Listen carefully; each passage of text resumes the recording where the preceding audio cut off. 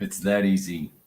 Finally figured out. Hey, first of all, welcome. I finally figured out what was going wrong with my PC. I was supposed to be on a couple of video chats the other day and screwed stuff up. So my bad. But anyway, I don't know if anyone's going to turn up or not.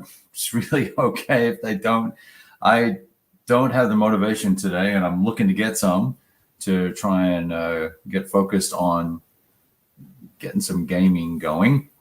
And just maybe tired. A long week this week, new job, lots of stuff going on there, lots of drama, legal issues, audits, inappropriate use of PPP money. So we're going to do a whole bunch of filings to get that sorted out. And in the meantime, I'm supposed to be having fun and relaxing this weekend, but I don't seem to be able to do that. And here we are. Mr. Mike Curtis, good afternoon, sir. Welcome, welcome.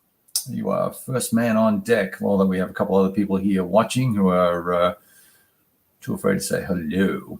All right, 131, let's see. 131, and I have not touched a die or a rule book. I've looked at boards. I have 5 games set up at my house, and I keep walking by them, and they're glaring at me, and it's just distressing. So Johnny and the wardrobe is here. Excellent. And Cam is here. Good. So what I thought I'd do, just to kind of get the juices flowing, is let's talk about things that are bugging me first and see if we can get them off my chest. And then let's talk about things that look really cool and some new games that have come in over the last week or two. And Mad Dog, welcome. Cam, welcome. And Douglas, welcome. So let's kind of get after it and have a look. I may go grab the rule book for this particular game. This is just part of a printout here. Time for Trumpet scenario book. Campaign game, 18 pages.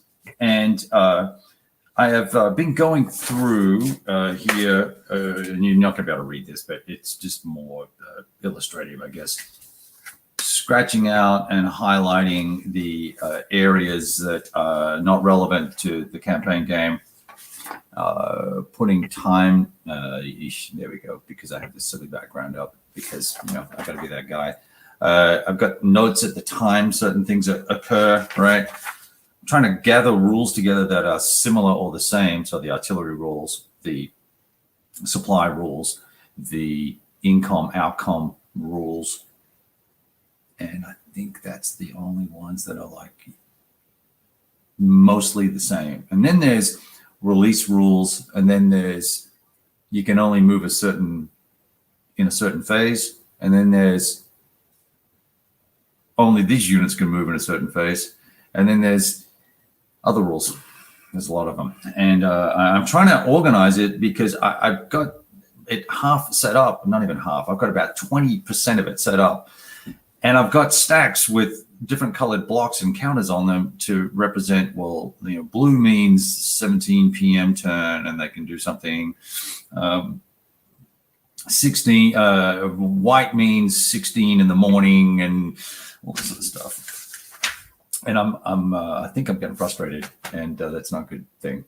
Not a good thing. So because I've played this game, I had a great time, but I had Bruno sitting right next to me, and he knows all this stuff, wrote. So he's just like, oh yeah, that's the 122nd Battalion from the 45th Billionth Regiment of the Division XX, and whew, they did this, and then they went drinking. And then they were late to get to their defensive positions. And you're like, whoa, that's so cool. Now I know why you can't move.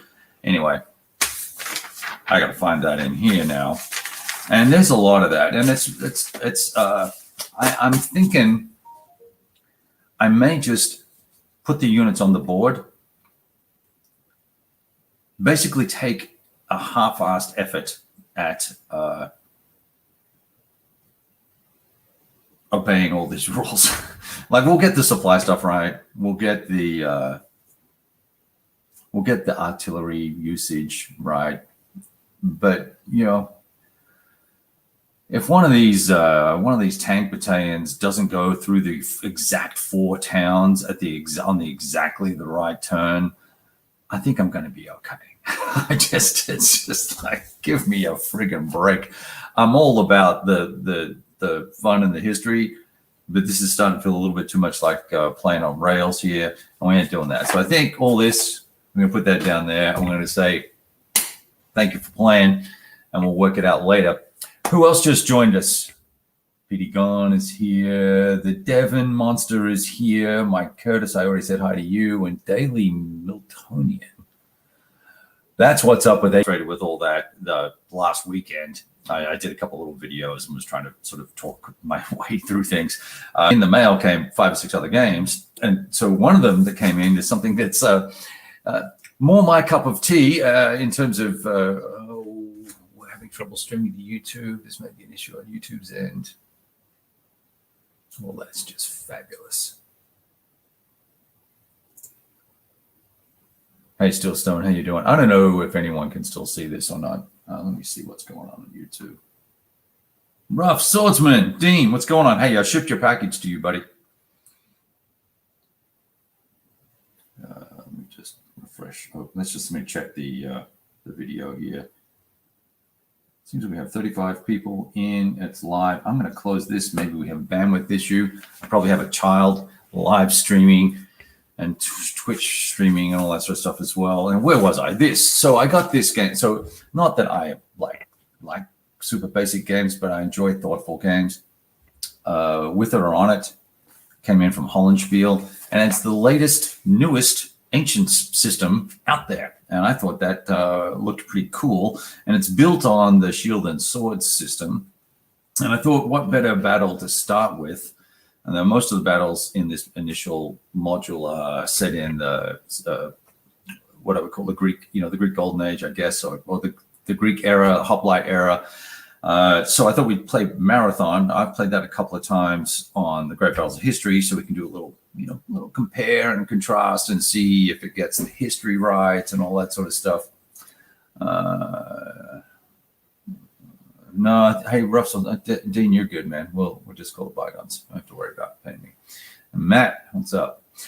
So if you're not familiar with the Shield and Sword system, it's a really interesting little game system to play with. But I'm going to try and hold this. Where's the freaking camera? There we go. Whoa. See those little icons there, right? They're your command chits, and you play 2 every turn. And the Strategos chit will give you a bonus. Will allow you to activate all of the wings. And the bonus chit is kind of like the advanced up to combat questions. It gives you a bonus. It's a bonus chit. It gives you a bonus. There's a podcast, by the way, if you guys didn't know that. You should check it out. Anyway, you can use this. You get 2 chits, and you got to pick what you're going to do. And of course, rally is on the other side of move, and combat is on the other side of moves, or whatever it is. Doesn't really matter. But it's forcing you to make some hard choices every turn, because there's always more things you want to do than you perhaps have the capacity. That you only have 2 commands. So how are you going to play the game, and what's going to happen? It makes for fun play. And then there's a quality rating on all of the units. They all start out with, they're either AA or BB or whatever it may be. And then depending on who they're fighting, they're going to get a shift in that quality. And that's going to end up meaning there's an adjustment to the combat results. And the combat results are pretty deadly. You're flipped over, basically. And because you don't know what's on the other side of your counter necessarily, you may flip over and find that you have become brittle versus disrupted. Disrupted you can rally from. Brittle, I think you can rally from as well. I've only played 1 turn, so we haven't got very far. And if you're disrupted again or damaged again, if you're brittle, you're out of there. And also disrupted. In fact, I think brittle, you might, if it says brittle, you may just die straight away. I forget already. But it looks really interesting, and the map is squares versus hexes. So it's that, and of course, which is fine for linear combat like this is. So it's pretty interesting stuff. So,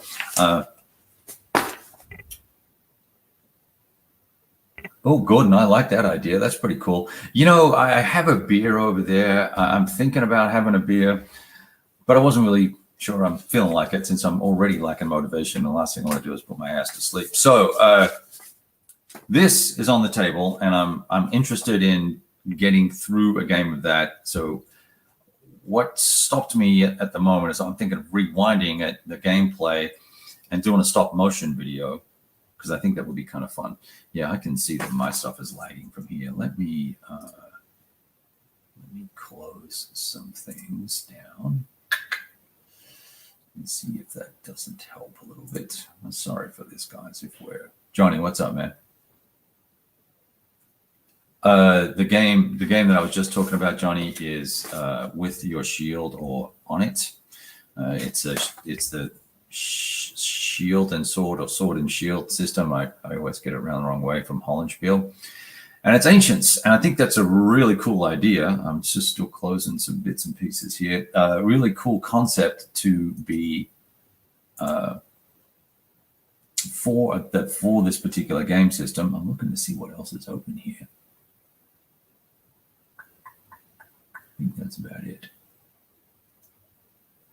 I've had to install all this new software for this new job, and it's caused a few challenges. I had to get a tech in the other day to help me out. All right, what do we got? Kev Game, sorry, blah, blah, blah. Thank you, and awesome. Yes, right. So speaking of big games or big systems, Operation Battle Axe from TSWW.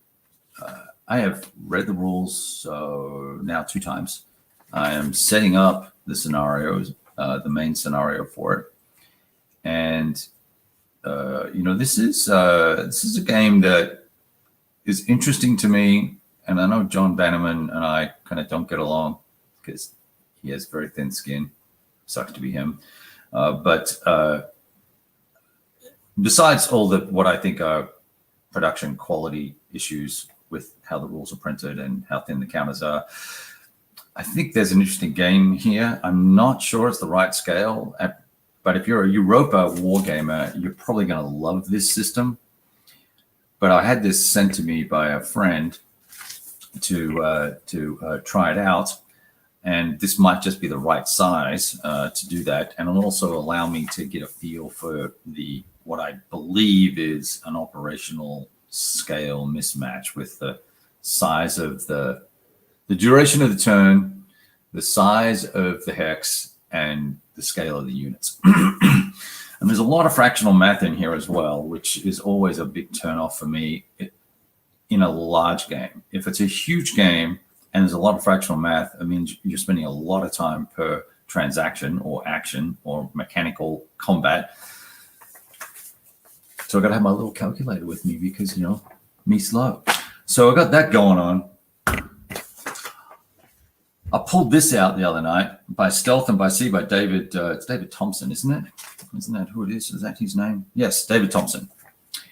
Really interesting, super straightforward, gorgeous looking game.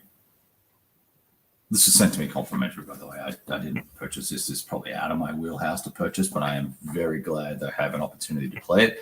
So it will go on the table as soon as I finish the Shields and Swords title. I've already read the rules for this. I get it. You're flipping, basically you're flipping cards and moving stuff and hoping that your little torpedo sub doesn't sink or have a malfunction or your wetsuit leaks.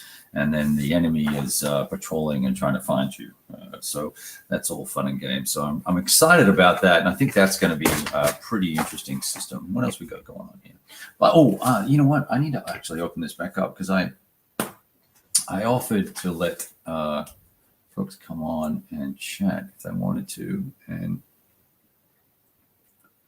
Todd, that would include you. If you're interested, you want to jump in here, you're welcome to. I'm just going to open up a window so I can see if anyone does message me. So if you message me, Todd, and you want the link and want to join in, that'd be cool versus me talking to myself. And and I will. You coming? All right, here we go. We're going to find you now. Have you saved him, doofus?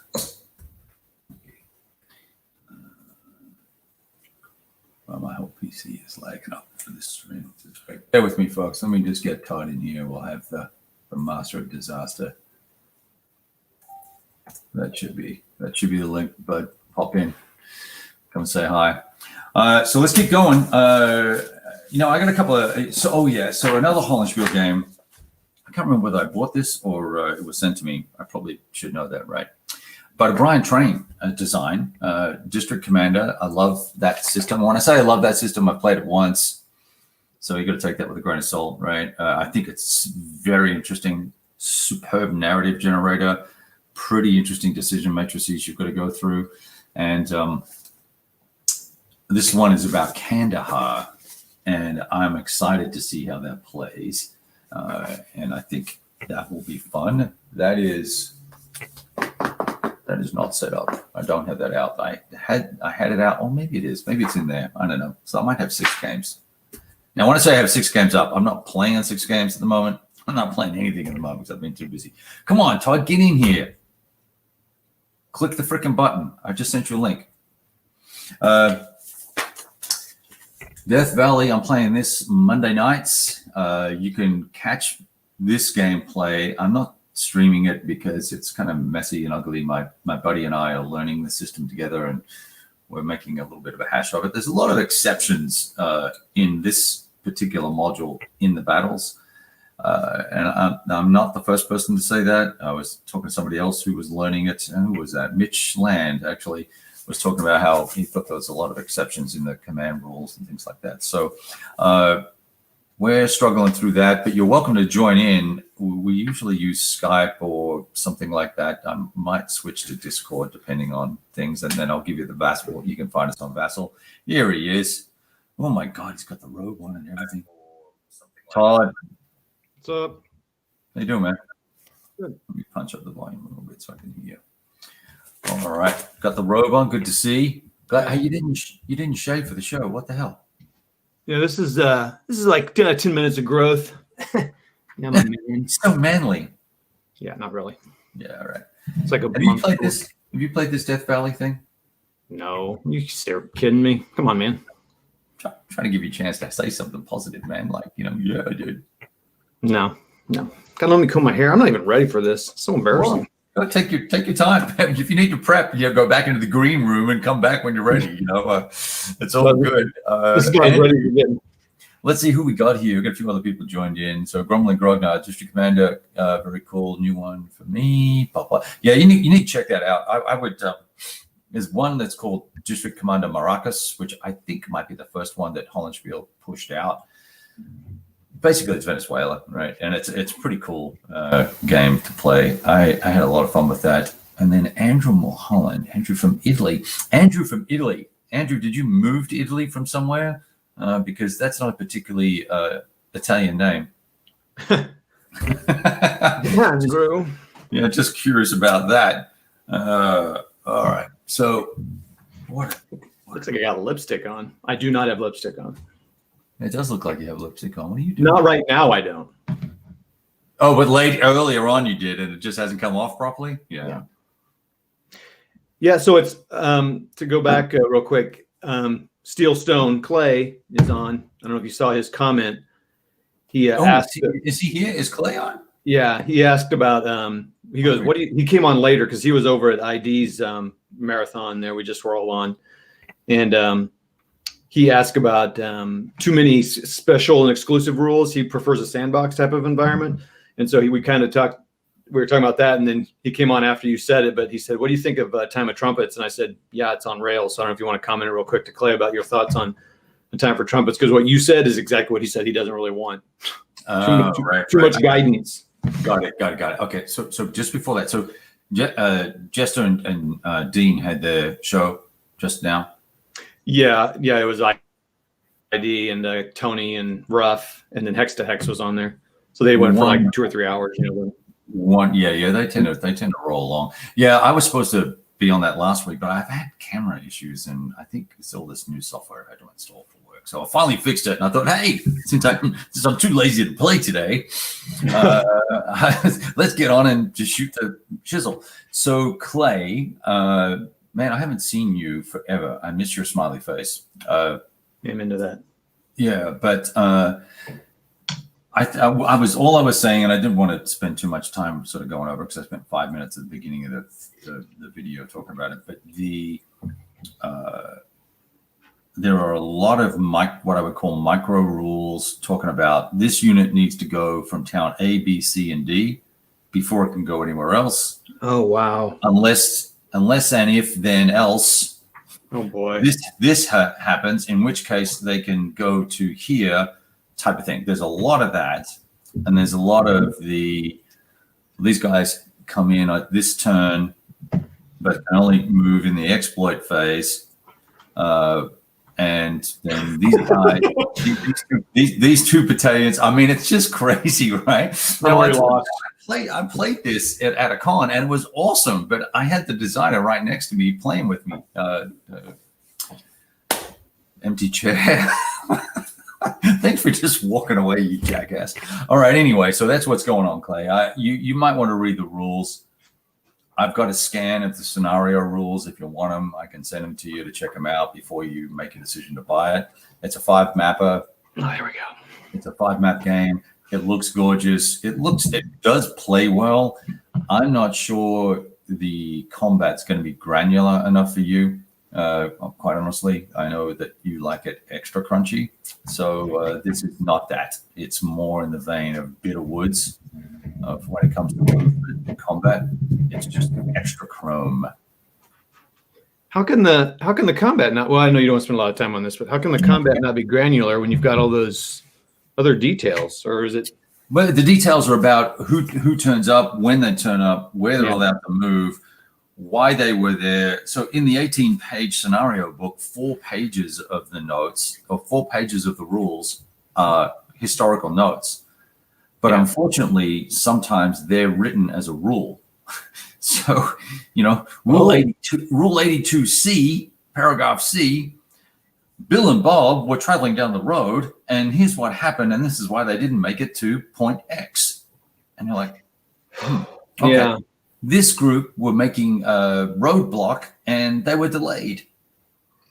Okay, do I need to make a roadblock there, or are you just telling me they made a roadblock and there's actually going to be something in the setup? There's 11 setup charts. I want to play it, but I don't want the on rails thing. So I'm not sure. I don't know yet. I'm just going to set it up and play it and sure have people. I guess I am curious. It would be interesting to talk to Clay about this too, but okay, how much of that do you want? Because don't you want some of that kind of so you can kind of because if otherwise you don't want just a game with tanks and guys and it's in the woods, right? Because you want it to resemble Bulge to some degree, but it sounds like, and I know the guy that wrote it, Bruno, knows the history like no one's business, which is awesome. Sure. Which I thought was cool when I heard. I don't know if it was you or someone else interviewed him like 2 years ago. Yeah, I did that. Yeah. Yeah, and it was all. I thought, wow, this sounds really great because he knows all the stuff, but it sounds like it's a little much. So I wonder what that line is. I mean, some people love that, but that's too much for me. I won't. Yeah, and I didn't realize. Well, so I like simple. 2 years ago when I played with him and a bunch of other guys, some of them from the guild, from the AAC guild and stuff, we played with Bruno and. It was a lot of fun, but when I got the rules sent to me, I was like, whoa, dude, this is like bullet point hell, right? It's just, hey, that's a better picture. I like that. And it was a real challenge to read the rules. It's more of a case of look at the sequence of play, get started, and then check each section of the rules as you are about to do something, because a rule might be 12 bullet points. It's someone said it's government style writing, whatever that is, like it's like a government field manual. Grab grenade, insert finger in pin, ensure that you grip with 5 pounds of pressure, that type of thing. So pull pin, wait 3, and then throw it. But if you're left-handed, do this. Anyway, got it. So I was going to I was just going through some of the games that I either A, have set up or B, have received recently, and some of them are old SPI magazine games. This nice guy keeps sending me these games for free. I'm like, well, this is really cool. But he sent me Kharkov, the Spring Offensive. Oh, it's punched. I have not heard anything good about this game, but I'm curious, since it has 5 pages of rules, it wouldn't be bad. 5 pages. Oh, I don't think so. That sounds like a Todd game. I lied. It's 8 pages. Sounds like a Todd game. But that includes setup. So, is that the font and all that look like those? What's that campaign? South. Oh my gosh, Army Group South. It's same. It's all the same. It's all SPI, right? It's all the same. Mm. Same art, same fonts, same color, same 3-4 colors, and you've got the. Where are you? Hello. Were those games also 8 pages of rules or whatever? Or are those more complicated? Yeah, they had a series set of rules, and then there were rules for each of the battles: Operation Star, Rostov, all that sort of stuff. So, were they any good, or you don't know yet? I played the Army Group South stuff. They're good. Actually, this is the beautiful counter sheet. I like the green Russians, right? I love that color for the Russians. I don't know why people don't use that color anymore. I wonder why that is. Anyway, it actually is unpunched. These are the counters from Cobra. That's the other game he sent to me. Are they all the same rules essentially? It's the same basic system. I wouldn't say they're exactly the same, but here's the Cobra rules. They're 8 pages, same sequence of play, pretty much. Yeah. Zone. It's classic SPI, right? You know how to move, you know how to zones of control you stop, and if you're trying to leave, it costs 2 movement points or whatever, and got to attack everybody you're adjacent to, and it's a 1d6 CRT from 1 to 3 to 4 to 1, right? Boom, thanks for playing, right? I've never played their games. I've never even seen the rules, so I mean I know of them, but I just never. That's cool. Don't you have all of the S&T magazines digitally? Don't you have those? No, I don't. I probably read one of those in my life. I don't know. You minis guys, so strange. Minis? Come on. I'm both. I'm a buy gamer. You're a buy gamer. You're a try gamer. You're a try hard gamer is what you are. Try? What's my third game? Yeah. Board game mini. Never mind. Never mind. Yeah. Maybe we shouldn't get into that here. Yeah, no, probably not. Wrong audience. All right, let me see what else goes. Steve Park is chiming in. One man's goof is another man's streamlined rules. I love that. This is great. Let's show that. Grumbling Grognard nails it. I think that nails it. Let's see. Yeah, you guys are funny. Yeah, and look, I liked some of those quad games, although I haven't played very many of them from SPI. I think someone here, Grumbling Grognard, is. Who is Grumbling Grognard? What's his real name? And do I know him? I don't know. I don't know who that is. Or her. Whoever. Cthulhu, it looks like. And what's the Fango Wolf saying? Kevin has some minis now. What's up with that? Hey, what's that? Kevin Wolf. Fango Wolf says Kevin has some minis now. Yeah, I do. This dude sent me a little batch of minis and little ancients, and I gotta go buy the DBA rules though, and I choked at the $65 price. So I'm going to pause on that action. But I have two little armies that I can play with. I have no idea what size they are, or what scale they are, or anything like that. That's cute. Yeah, I know. It's adorable. I could pull them out, but I just put them on my shelf so they're out of the box. So you would laugh. Grumbling says, you don't know me. I am a mystery and redundant as well. Redundant. It sounds like me. Let's see. Well, you guys are all sassy today. They are. Doesn't let units near the borders act as if there are no enemies, just a picture. Also has retarded units. Yeah, I don't have a problem with objectives and restrictions, and I also don't have a problem with the area of operations rules that are in the game, but and the fact that they change over time as well, which is pretty interesting. But the the ability to start the game and know what each unit is supposed to be doing, that's one of the problems I have, Steve. I've got all these little markers on top of counters, and I'm trying to have mnemonics to recall what's doing what, and it's just cluster at the moment on the board, so I'm not happy with it. All right, we've got a lot of comments here. What are we going to show me? Oh, look at you, version 3, no less. No less.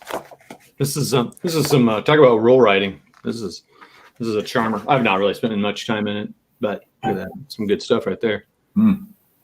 Cool thing about it is all these lists. And Fango's probably, I don't know if Fango's one that's sent to you, but 15 mil. A lot of people play it in 15 millimeters, so it's like what I play with in World War II. Yeah, I'm sure. Primarily. Though I do have bigger ones now. Yeah, I played that code. Someone's asking since yeah. But did you play it, Fango? I'm curious if you played it. Mm-hmm.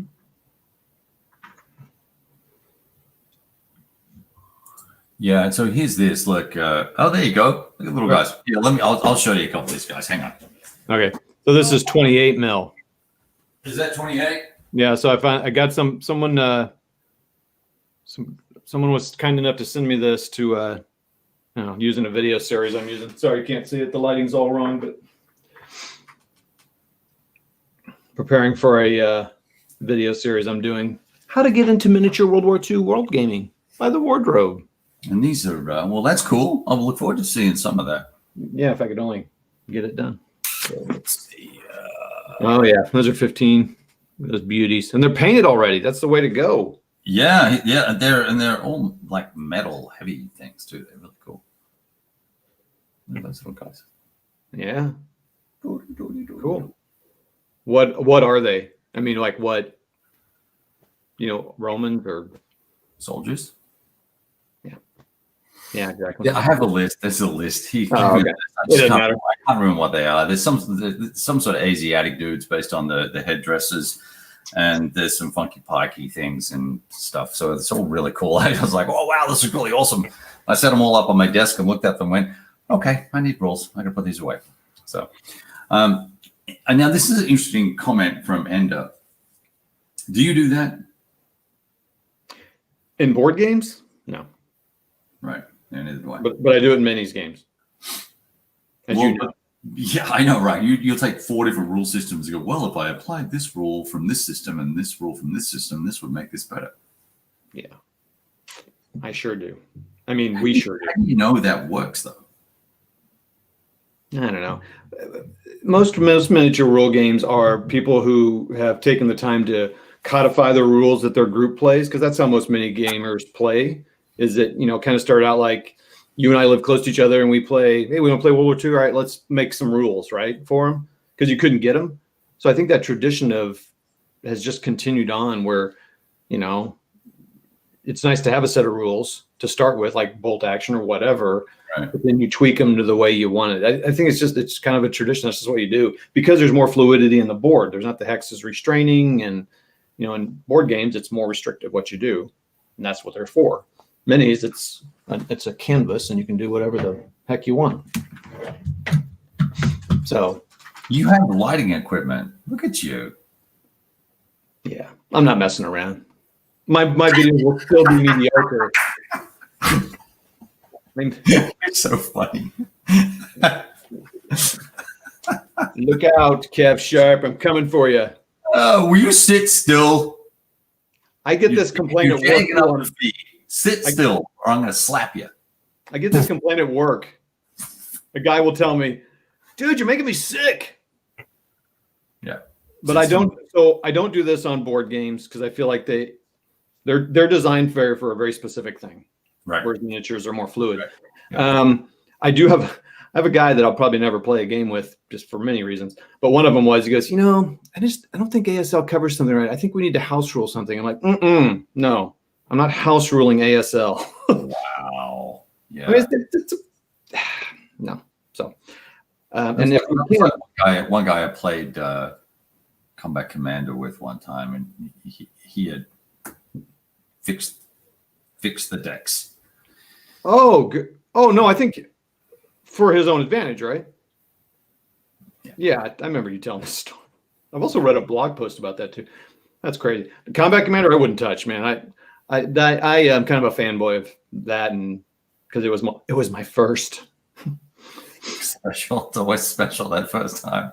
I'm telling you, man. I think he did it right. I mean, he did. Oh yeah, he crushed it. Yeah. 100%. Kit Clay asked a question up here earlier. I don't know if you want to get to that. If you're whenever we're done talking about this here, you don't do that either, though, do you? With board games, there's no way you play it straight up as much as you can. Yeah, I want to play it straight up. Where? So he asks, yeah, he asked this in the other one. No one answered him. So let's get to it here. I spoiled you. What do you mean? Well, so I answered this. I really thought through it. The only one I could really answer was Combat Commander and the way he wrote his rules. Deep, and that's all, folks. Go ahead. Sorry. Stop, easy now. Come on now. We all have our problems. I'm just kidding. No, Combat Commander ruined it for me because of the way the rules were written, and it was one of the first board games I played. And I thought, oh man, this is great. All rules are written this well. Guess what? They're not. They're not. And not just the rules, but his system was very clear. And I loved his rule of if it's not written, it's not a rule. So don't like conflate ideas about, oh, right. It's like, no, it's right there. Salute. Yeah, same to you. But that spoiled me in that way. But I really couldn't think of a game that just kind of like, no, man, I can never. Because I like elements of so many games. Now, there's some games that are just bad, and I just would never play them again. But right. I don't care to talk about those. So, from a tactical perspective, I think Lock and Load Tactical really sung to me as a fast-playing Hollywood-style World War II tactical game, and I have a hard time jumping into any other World War II tactical system. Other than that, and I've tried all of them, Band of Brothers and Last 100 Yards and Combat Commander and whatever. All I've even played the ASL starter kit, and I played Squad Leader back in the day. And I think this one really just kind of nails my level of attention to detail that I want. And World at War for modern, fast-paced platoon scale is great. TCS, fantastic system for platoon scale. Combat in World War II. I love that game system. That's really, really cool. It's one that if ever I'm wondering what I'm going to play, my eyes just go, TCS title. And I was like, That's interesting. Yeah, I never, we've talked, and sometime we'll have to do it, but I did get Canadian Crucible over, I don't know, a couple months ago. So sometime we're going to have to get on Vassal and walk through that. But OCS is great. I think just... there's some broken modules that have come out recently, I think, but they're mostly being fixed. But it's a pretty cool system, and the completeness of the rules means that when you read something, it is what it is. Kind of like with Combat Commander, right? It is what it is, and so you play, and it frustrates the shit out of me excuse me. The heck out of it. It seems like it's really it's hit a lot of people's for that scale of game. Yeah. So Kev or Clay does comment. We got a couple people saying Panzer is the best. Oh yeah, Panzer MBT. Yeah, that's by one of my. That's a great system too, because it's so modular. That's another great system. Although I think the activation. I couldn't get into that one, but I did like how it's scaled up. I mean, you can make it more complex. That was kind of cool. There in one box, Right. I don't like the way activation works. Well, I'm well behind on the comments. Well, they're commenting like crazy. Now, so I'll wait till you post it up there. Like a view from the turret had one you talked about. Well, hang on. I've got I'm 20 up there. Holy crap. Will you guys stop? Usually you just sit here and consume. What is going on here? Because you got someone fascinating on here to really stimulate their mind. I got the wardrobe on. I'm like a player today. Matt, the only problem with gamers games map art is stuck in. Yeah, that's probably a good point. I mean, it's functional. Yeah, some of them I look at them and go, well, the Arite, whatever it's called. Someone yelled at me the other day for saying that wrong. That's a beautiful map. I really like it. So Well, I mean, I get, yeah. I mean, I love like what, and someone brings this game up, but OST. I love what they've done with maps. I'm more of a tactical guy. 100 yards. I love that what they've done in Lock and Load Tactical, but I also just like the functionality and old time feel of ASL. I think it's cool. It's functional. It does what it does. Mm-hmm. I mean, I don't know. I mean, yeah, does it not attract some new gamers? I don't care about that. So it's functional. Right. Okay. Yeah. He spelled my name with the small K and you with a capital T. He must like it. He respects the robe. He's got the respect. Yeah. So there's the thing, right? Campaign for North Africa. So yeah, I will never touch that. But he's dug in on that, and he can. Clay's really good at distilling rules down to their core components. If you looked at all his Facebook posts, he's worked it out, right? Yeah, he's really cool. Now, what he's not showing you is all the friggin' spreadsheets and write-ups that he's got to do for supply and keeping track of stuff. We're seeing the beautiful bits, right? There's a lot of work behind the scenes, I think. But I think with modern tools and technology, you can play that game a lot better than you could 20 years ago. We tried to play it when I was a kid. Oh, really? We got one turn done or something, and we all just like that. Game over. All right. Yeah, I find it fascinating. So, Clay and Tyler, I think. Yeah, we're playing Goss, and I thought it was so cool, and I even bought a couple of them, and they just their mind works different. And they love that sort of thing. Watching he and Tyler play it, I just got like, oh wow, this would be great. Yeah, it's great because they were playing it. Right. I'm not saying it's a bad system. It's just not mine. Yeah. Panzer is good. MBT is great, right? And but I don't like the initiative system in that. I should maybe try. Oh, you don't like initiative in Panzer? No, that's kind of food to me. Look, it's that sort of level of conflict is very fluid, and to say that all of your units are going to either fire first or move first, depending on whether you get initiative or not. Even in trying to treat it as a continuum, the way I do that is I actually roll by formation. So if there's a company or a platoon, I'll select a platoon, okay, and they'll roll for initiative against one of the other guys' platoons, and then whoever wins initiative then gets to choose if those guys fire or move first. And I'll do it by formation if I can, if it fits with the board and there's enough units and all that sort of stuff. So rules is written, you roll off and you would move all your troops and then I would move all mine. Is that how that works? The way it would work is it's fire first. So you fire first. So you choose. So if I win initiative, I can choose, am I going to fire first or not? And I can say no, and then they fire. So then they get to fire first, right? And then when it comes to movement, then I get to move first, and then they move. Okay. Now, there's a staggered initiative rule that changes that a little bit, but basically that's the way it works. At least that's how I recall it. I've been playing with my own rules for so long, I don't know what it is anymore. I like the staggered idea. Yeah, it's kind of cool. I prefer it. I should probably give that a chance again. Hey, if someone wants to send me Panzer in West Front, that'd be great. Thanks. It's Todd Reed at alicious.com. You're just a jackass. So this is OST is, that's an interesting game, but look, I think combat can be pretty bloody, and I also think that the die rolling for the number of action points is there's such a spread on that it's great for replayability, but it kind of sucks if you roll 3 1s in a row.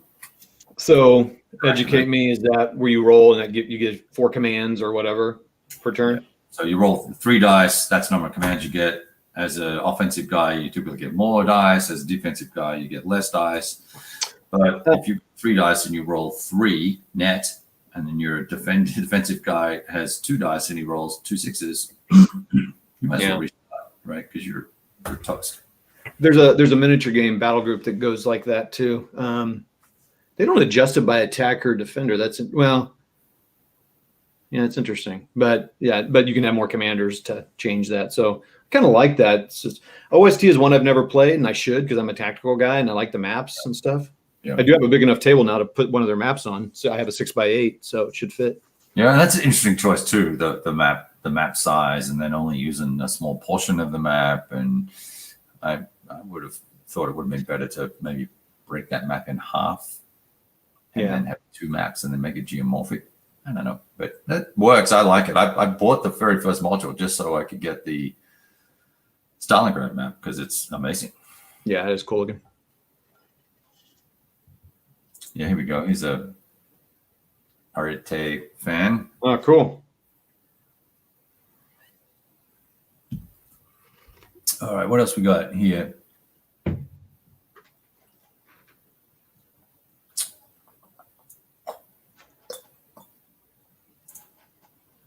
There you go. Boom.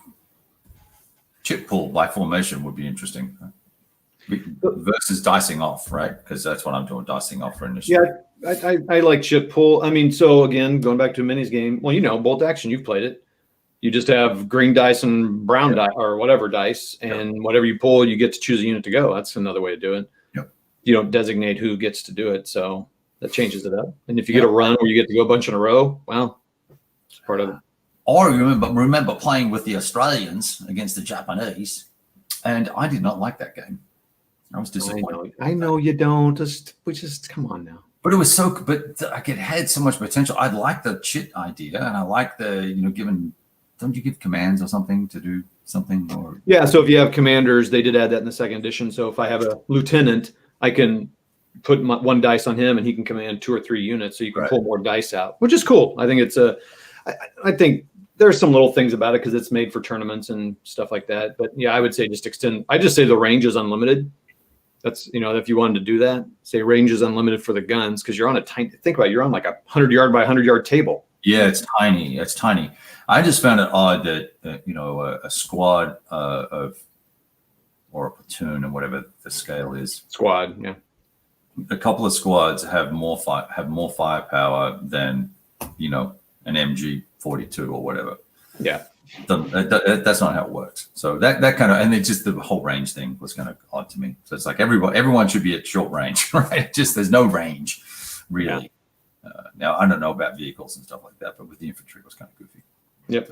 Right. I love playing with minis. I really do, and I'm a hoe for them. If I ever went all in, you would never see me again because I would just playing with ancients and doing battles. You should try Chain of Command sometime if you can get a chance. Yeah, well, maybe I'll come and watch you play by yourself sometime or something.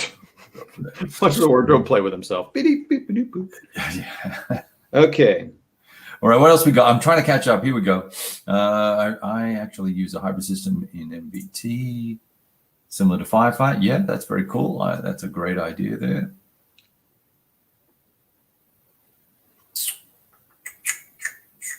Okay, we did the chip pull thingy. 1 unit player A, then 1 unit player B. Yeah.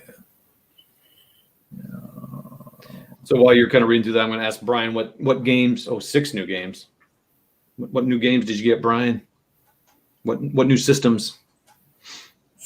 He ordered 6 games and 3 new systems from MMP sale. So. Oh wow. That was a good sale. Is it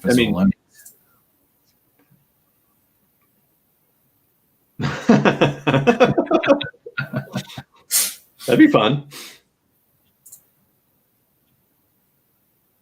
Oh yeah. No, Todd. Jeez, Clay. Yeah.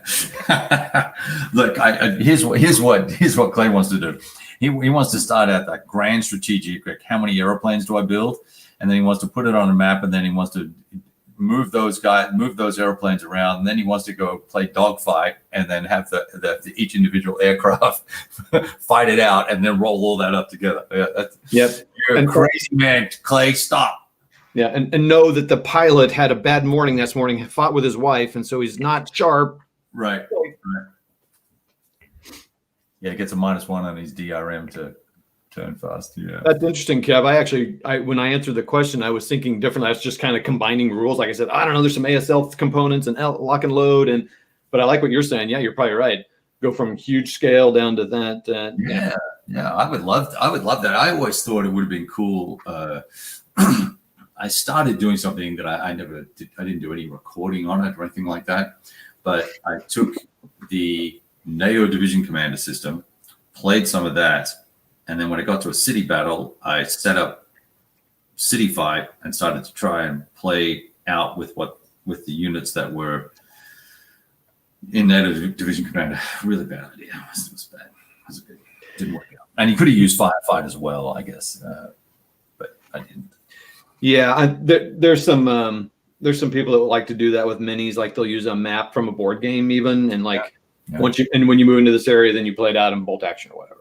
Yeah. And actually, Warlord's actually coming out with a way to combine bolt action, their sea game, and their air game. So you could combine, you do the air fight, and if that wins, then they get air support for the ground. And it's kind of cool, though. I mean, it's fun. Yeah, I think there's lots of fun stuff that you can do like that. There was some guy saying he was doing a World War II grand scenario where you pick a game to play for a part of the war, and that was going to be, however that turned out, opposed, that was going to be the result for World War II, for what really happened. And he was managing all the results and all that sort of stuff. And we just lost you. Todd, you froze. No, that's funny. You froze. Actually, I'm going to try something real quick. I want to do this here. I'm going to change my Wi-Fi, so I might bump out. I'll come back on if I do. Yeah, okay.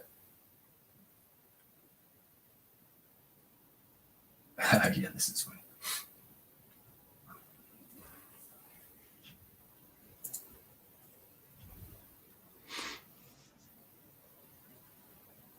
No, these are the games you got. Man, you got a bunch there, dude. Holy cow. Beyond the Rhine. Beyond the Rhine's pretty interesting now that it's been fixed. Make sure you get the errata on that one. That's OCS? Yeah. Or, yeah. And so it's Hungarian Rhapsody. And Brian has got him some gaming ahead of him. Yeah. Yeah. Have fun. Answer Balance is actually pretty good. I mean, I couldn't believe, honestly. I know it's been out, how cheap they were selling the Greatest Day for. I was like, what? $85? That is amazing. Yeah. Well, I obviously got a lot of stock then you get rid of, right? Yeah, obviously. That might tell you something. You like it, though. You've played it, haven't you? Which one? Have you played The Greatest Day? I played a couple scenarios out of it, and Nathan, the Wargamer, I haven't seen much from him lately, walked me through it, and yeah, that's all I've done. And I kind of decided, like, yeah, I don't think this is for me. There's a lot of stuff going on here. It's, again, fine game. Just don't fit my... He's a crazy man. Yeah. He's awesome. I mean, yeah, it's like, don't blame him for it. It was just me in the game. So I did keep Crete, though. I'll get that on the table someday. But yeah, that's not a bad game.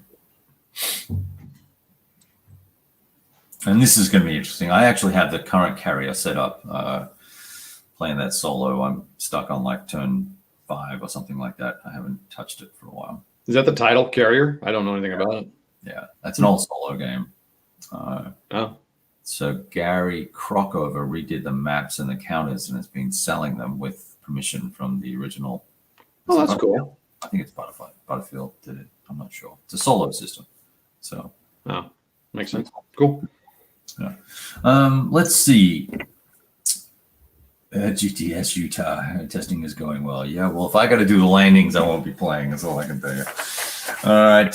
So let's see. What else have I got going on here? Now, here's something interesting that my buddy and I both got at the same time.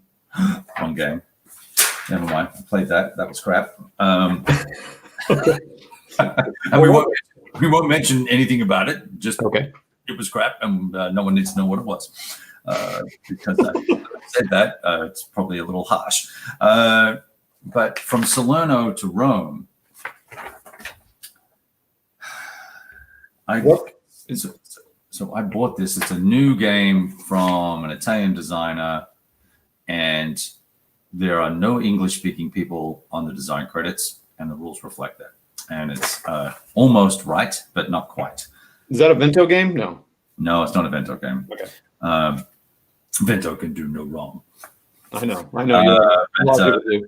Hey, real quick, Kev, before we get too far up, Mike says they're working on post-landing scenarios just for you, Kev. Oh, he's well. I asked a question, and a bunch of people went, "Whoa, that'd be cool."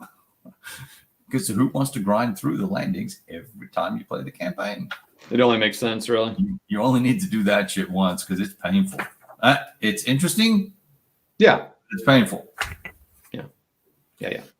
Sorry, Mike. Don't be a hater. All right. So anyway, this buddy of mine, we were going to play this, and we both decided we're going to solo it first. He got into it way before I did, and he goes, "Hey, stand down. Just wait. We need English rules. This ain't gonna work." He worked it out, and he enjoyed it. It's just like, it's not good. That's awesome. There's some phraseology in there that's bad. So the Solano to Rome, that ain't happening for a while. So that goes over there. I've got my tactical combat system game. Got my op sheets all drawn up and ready to roll. Ooh, look at that! Nice. Ready to have the 11th Hussars scout cars rush into the fray and take on the what do they call it, Vesegulary or something like that. I never can say that, so I don't. Yeah, it's good stuff. So I'm excited about that one.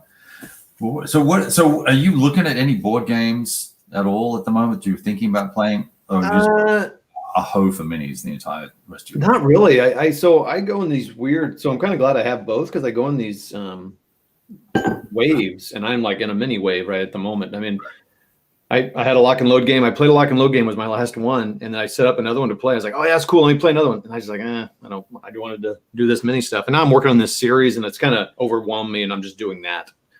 I'm not really spending much time on any gaming right now, except for building these bolt action stuff out. Really? So I don't really have one. I've kind of considered like I'd really like to try OST, and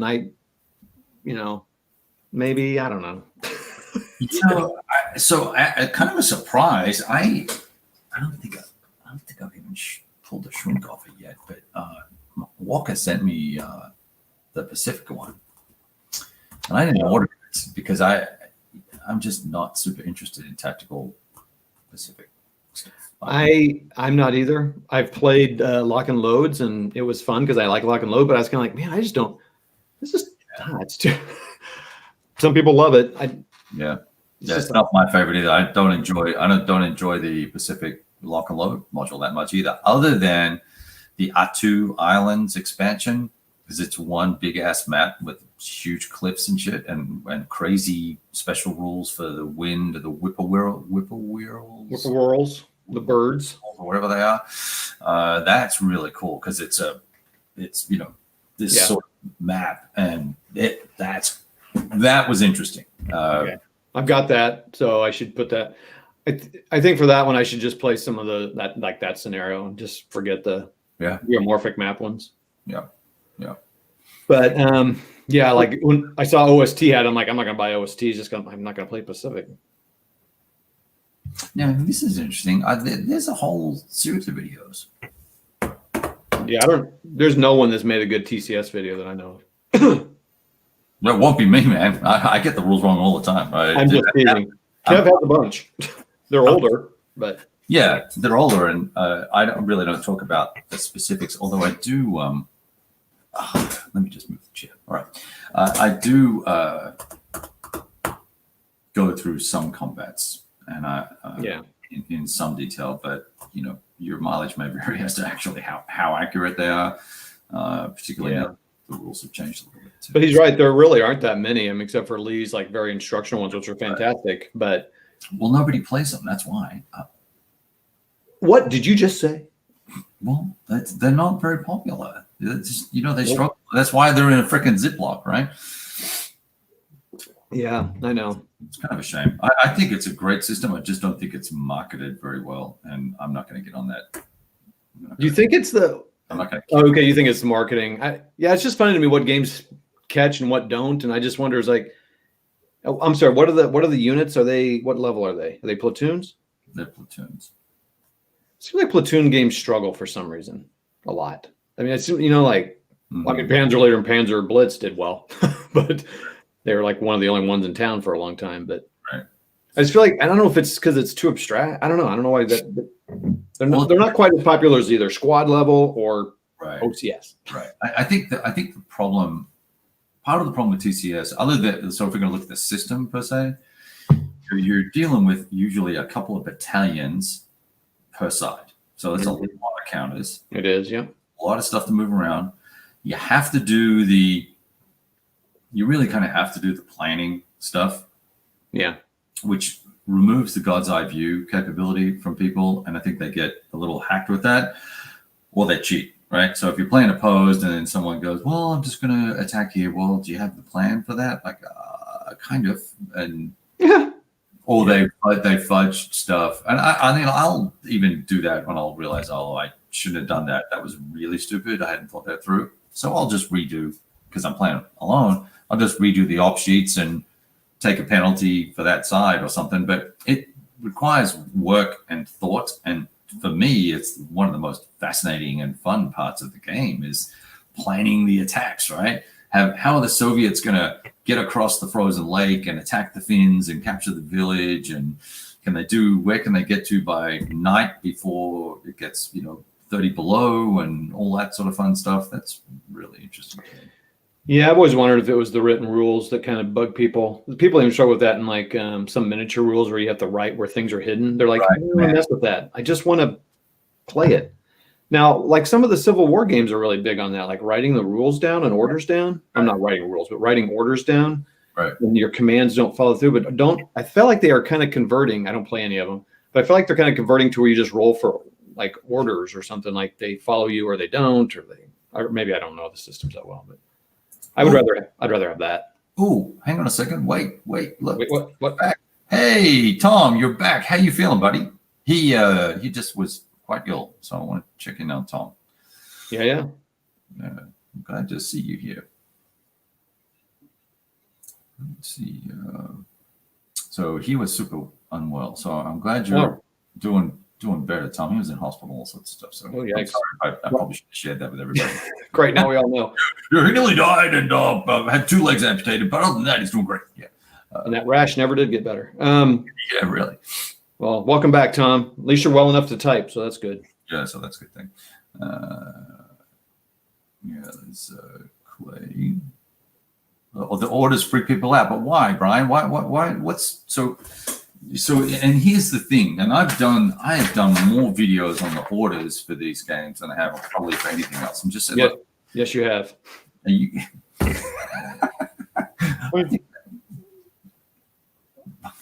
So anyway, whoa! Thanks for playing. So you can make it as simple as you want here, but as long as you abide by it and don't jump outside the margins of what you said, it doesn't need to be move to hex A, B, C, and D like Time for Trumpets. It needs to be, it just said, this is my objective. I have till this time to get there. I'm taking these guys. I'm taking these supporting assets. Via con Dios, off you go, right? And then what are my failure instructions? And I've got all that on both sides on one sheet. Now, I got to keep myself honest on it, but I think, Kev, some of it might be just uncertainty. Like, you say have it done by 12 o'clock. I'm like, I don't know. I mean, just 12 o'clock. I don't know. I'm just kind of making something up here, but is 12 o'clock the right time to take the hill, or is it 1 o'clock? I just think there's some things that it's just odd, because most gamers don't think like that because we don't know military stuff, honestly. So it gets complicated. It's too hard. I guess my biggest struggle with that, not big. I mean, it was the line of sight stuff. I always get kind of all wonked out on. Oh yeah, that's problematic too. I think that 3 different line of sight rules that you can choose from, or 2, I think. Yeah. Pancake version, the exact version. Oh boy, I'd never play exact. Oh, dude, you can look at a piece of terrain and then you go, oh, well, I got a clean line of sight here. And some guy go, well, actually, there's the hilltop and it rises up 5 meters here. Or if we take the average of the distances between the 2 things and take the azimuth, you will see that mathematically you can't see me. And you're like, what the? So I guess you're telling me you play pancake. I play common sense, pretty much, is what I do. I played with a guy face to face, and then we moved to Vassal, and he ended up putting edits on the map with the height of the terrain in every hex for like this approaching area. And we went backwards and forwards over, I would move a hex and then he would go, oh, I'm going to shoot. I go, you can't see it. He goes, oh, yes, I can. I'm like, oh, no, you can't. And where it was fugly. So that's why I just use what I call common sense with line of sight. I'm not doing the micromanagement stuff. So. Yeah. Well, I look forward to going with it over with you sometime. It'll be really good. I mean, that's a great game too because it's pretty flat. Well, it's closer to my scale. I like, and I just yeah. I'm just looking to see. Planning is the key. David must be an ex-military guy. You can tell, right?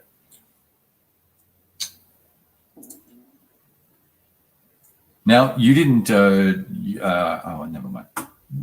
What? No, it's okay. I was going to say something with this minute. Civil War is roll for activation. I think that's line of battle you're talking about, Fengo, right? I think it is. When I've seen Nick's videos and stuff, yeah.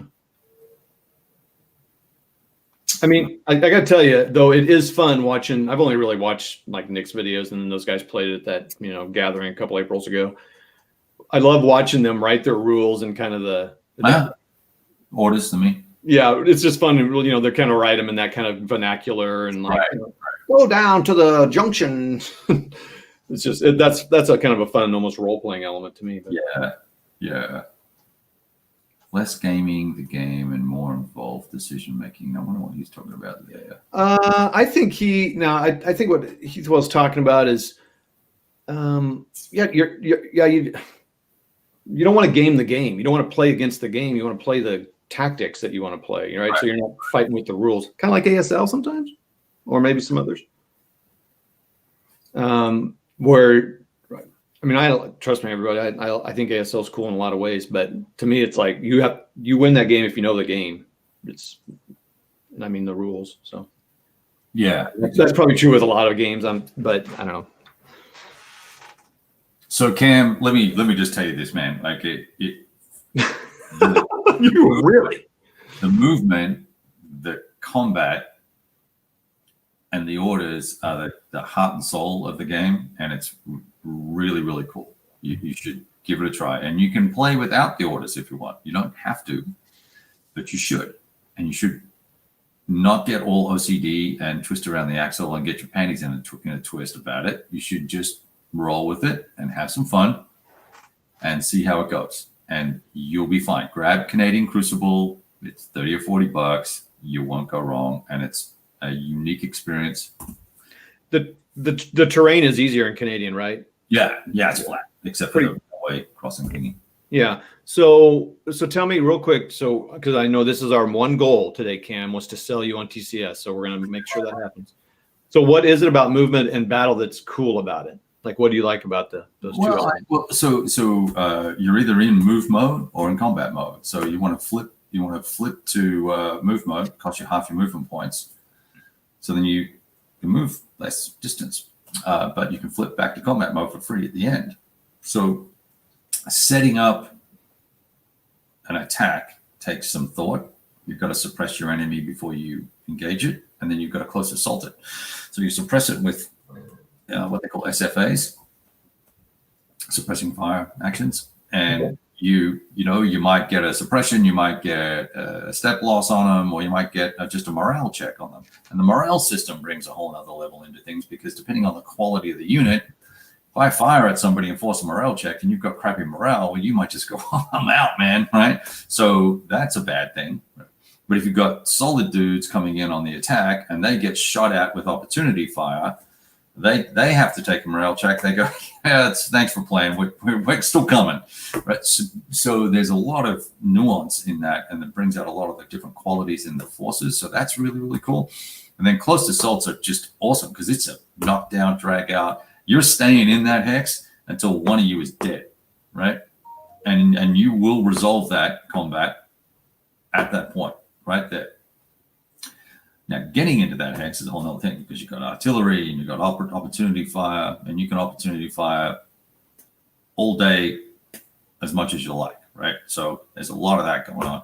And I love the arty rules too. And I love the tank rules, tank combat. It's freaking awesome. It's great. Yeah. Yeah. Anyway, so fanboy for life. There you go. There you go. Yeah. All right. So what do we got? Fango talks about the orders, which I think is cool. How come I'm the only person that can? There we go. Yes, they do.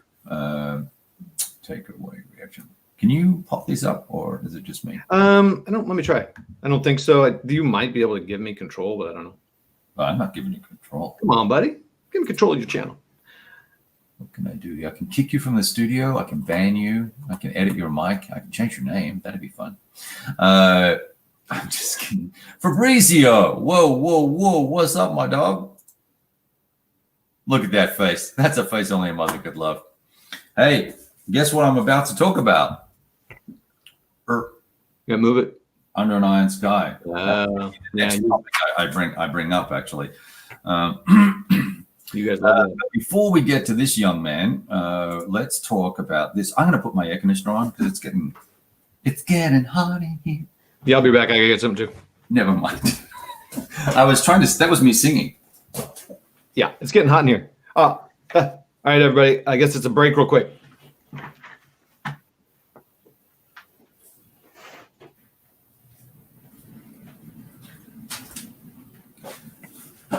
Okay.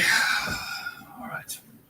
You know, I guess it would help if I took my hat off. There we go. Let the heat get off my head. All right. Hey, Fabrizio, good to see you, man. I'm glad you're here. Thanks for hanging out. And thanks for participating in the conversation last night on the Board Game Geek Home Con. The digital, we'll call it an extravaganza, but it really wasn't. You know, it's not a very big event, but it's good to see a lot of people getting online together and playing games together on Discord and things like that. So that was awesome. So I appreciate you chipping in. Yeah, thank you very much, Mad Dog. You're right. There is no need for me to ever sing a song, ever. What a lot of people don't know is I actually don't enjoy having my picture taken or being on camera at all. The new company I joined, they said, hey, well, we need to get your picture and put on the website and all sort of stuff. So I'm like, no, not really. We really don't need that. We'll be fine. So I do all this stuff. I get very uncomfortable doing this. So anyway, Mad Dog was not impressed with my "It's Getting Hot in Here" singing routine. So we now know we shouldn't do that. But I did want to, I want to address the Save Yourself Retreat. A fantastic, greatest thing ever. So depending on how, and then we're talking about TCS. So depending on how the combats go, there is a result that's called the SYR. And I kind of just abbreviate that to Save Your Ass Retreat, right? So if you get, I forget what the sequencing is, whether it's 2 suppressions or 2 panics or whatever. And there's also an SYR result in the morale check, I believe. You have to retreat, and you are then subject to opportunity fire. Well, you lose half your steps as well, and then you have to retreat 3 hexes or into cover or something along those lines, and you get the shit shot out of you as you retreat. It's freaking awesome. Good times. Good times. All right. Let's see. So Fabrizio. Oh, wait. There it is. Boom. Thanks. There it is. Look at that cover. Right. That's so awesome.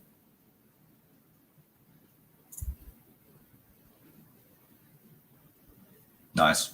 And I think this map artwork is great. I think the newer, since GD42 onwards, I think the map artwork has been very, very nice. Are you muted, dude? Are you muted, Todd? Yep. Okay, just checking. Sorry about So there you go. Is it out of is Canadian Crucible out of print? I don't think it is it? I don't know. I don't know how many they make of those things. I don't remember where where I got this. There's not that many special rules in it too. That's kind of nice. Yeah, they never usually are. It's only there'll only be a handful of special things, and usually it's all stuff that. What's the prep rating going to be for your commanders and stuff like that? So, The artillery and terrain seem like the biggest ones. and here's another great comment. So TCS has got getting a lot of love today. So, given how much of a hard time I give that company about not putting their games in a box, Yeah, you would think I hated it. it's because you love it, man. Yeah, I love it. It's good times. Okay, so let's see. Where did we get to? Fango is telling me to be patient with the DBA rules. I will. Yeah. His writing style sucks. Well, that's great. That's No. DBA rules are terrible. You have to have someone else teach you. What? Every DBA player tells you that. Well, I'm not buying those rules. I'll buy another ancient system. Then that's fine. The cool thing about DBA is that you get a very small area, certain number of units, and you can get the game done. You can play multiple games in one night. So it's cool in that way, but it's hard to. It's just kind of weirdly written. It's Barker-Rees or whatever, the guy that wrote it. Anyway, more TCS the TCS commentary. So guys, so maybe there are some people that are playing the games. I don't know. Yeah, View from the Turret said he was all into Lucky Forward too. I saw somewhere. Yeah, the GOS stuff. Yeah, I have not cracked the GOS code yet. Here's another one I'm looking forward to trying again. Mitch and Tony have both tried to teach me. When people try to teach me games, it's like, I don't know, talking to this light. So, but I'm looking forward to trying again. I just got it in the sale. So, yeah, so it's interesting because the rules have changed a lot since I first started learning that game, and it's completely different gameplay now. So I'm kind of back to square one on it. Yeah. Because everyone worked out that all you got to do is basically roll the tanks up and start shooting, and stuff was going to die pretty quick. So they're changing the rules a little bit. Exactly, and that's the View from the Turret is killing it today. There you go. Yeah, why don't you have someone like that on here? I should. If he wants to join, he's welcome to join. I can send you a link. He's probably shy. Just going to message me on Facebook. But where is the other chap that had the question? Okay, so I guess that Mad Dog is talking about the RTA map, and the whole point is that the terrain doesn't matter. So that's the difference. And I don't understand this comment, Jeffrey. What does that mean? Who is Barker? Barker? Phil Barker wrote the game. Oh, okay, right. So yeah, Barker-Rees. Yeah, in fact, his partner, whatever she is, wife, whatever, she wrote a companion book to help explain the rules. Someone told me it's not worth getting, but someone also said it was good. So I've heard both things. You just need to sit down with somebody, probably teach you, and it's probably not that hard, but because so many people play it, and it's, I don't know. I mean, the rules aren't that long. Most of this is lists. Yeah. Well, I'll think I'll probably score a digital copy somewhere and have a look at it before I go dropping $60 or $80 on a rule book. I thought the game Impetus was fun. It was a little lighter. Mm-hmm. 32 pages of rules with a lot of examples. Okay. All right. So I did want to have a chat about this because I, under an Iron Sky, I am thinking, since I'm lacking some motivation, why not set up a monster? Yeah. Perfect. Since Time for Trumpets seems to be waning on my interest list, I'm seriously thinking about getting this guy back on the table and playing the campaign. Now that I've had some experience with Deadly Northern Lights, I think I understand this system a little bit better. So I'm hoping that I can do a better job as the Soviets, because I sucked it the last time as the Soviets. So that should be fun. And that game, the map and the counters and all the rest of it, really interesting. Oh, that's cool. Yeah, I don't know much about it. I'm just going to comment a couple of things while you're pulling that up. Oh, please do. Yeah. Fango Wolf says, you're getting a copy Monday, Kevin. It was only $20. So I think he's talking about DBA. I need to go buy it. Is that what he's telling me? Where so. Congratulations. It's on sale somewhere. I don't know. He says you're getting a copy Monday. That tells me he's sending it to you. You have some fans out there, bro. Wow, that's really cool. Thank you, Vanguard. Very nice. Well, look at that. Now I'm going to have to read them and play. This is the problem. Some guys sent me like 5 games. I was like, okay, I got to play all these. Because you feel it's really nice someone sends you a game, right? Yeah, it is nice, but you do feel some pressure to play it for sure.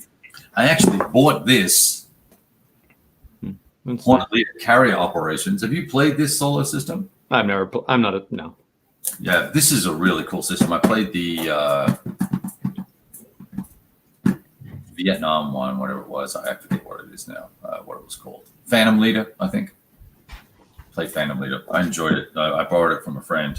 Do they vary in quality? Like Tiger Leader would be different than Sherman Leader or whatever? What do you mean? I thought I've heard some variants in the, like, someone like, or maybe that's their commander series, like Nimitz and Rommel and all that. Maybe that's where there's variants. Yeah, I think it's commander series. That I'm not a huge fan of those. I saw someone open Nimitz and every counter had fallen out of the sprues, and you need to organize it by ship, right? And there was just this guy was setting this game up at a con to play solo. I just didn't understand why you would take a table up.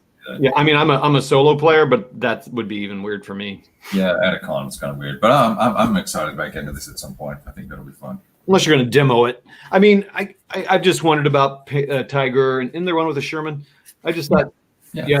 So I think, is this a remake of the Thunderbolt game that was out in the 80s or 90s? What the hell are you talking about, Willis? Thunderbolt, Apache Leader or whatever. No? I thought there was a game back in the 80s, 90s that was that. It's not a remake, but it's a different topic. No, I'm not. Okay. All right, I'm going to be quiet now. I don't know what you're saying. Do I even play games? What am I? I guess I'm talking a different language. I don't I understand. think it probably is already going right to my brain. Yeah, right, your brains. Apache Thunderbolt Leader. Thanks, Mad Dog. Mad Dog and I are on the same page today. All right. Is that DVG or not? Yeah.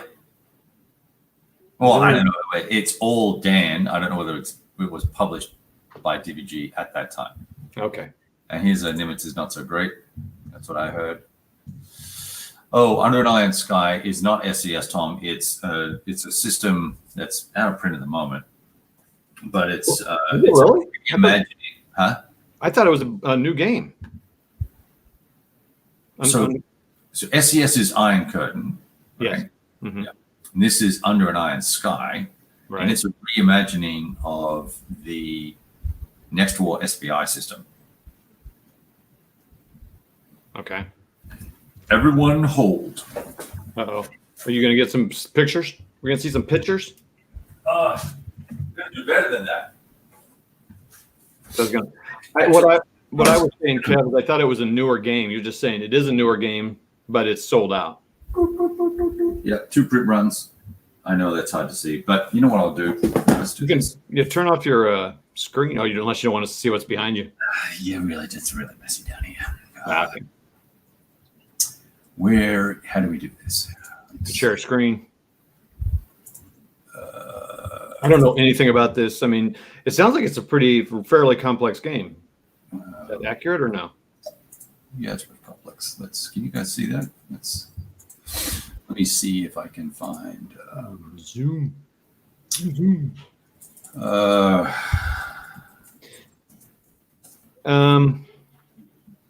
Man, I think the vibe I'm getting from that SCS Cold War Gone Hot game is pretty good. Sounds like people are really liking that one. Yeah, let me find some pictures before I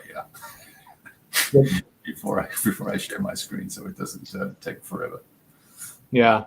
So that one actually kind of interested me, that SCS game, because that's more my speed. But yeah, and look, it's an interesting game, but I just don't know how the Soviets can achieve the victory conditions. It's a whole nother Gotcha. When did I play that game? I think 2019 sometime. View from the turret says, Iron Sky, got my copy just because of Kev's vid. Order it that night and was sold out a few days later. Oh, yeah, that's the kind of impact Kev has on the industry. That's the only reason I came on here, to try to boost my, look into the. Yes, everyone, please go subscribe to him. Make him feel good. Give him a hug. I do this kind of movement. I do all the time on my videos. You will be sick immediately. I'm just looking here if I see if I can find. Yeah, so I need to. What's the word? Anyway, I need to scat sing here while you're doing that. Looking for the pictures. You're supposed to be telling jokes in.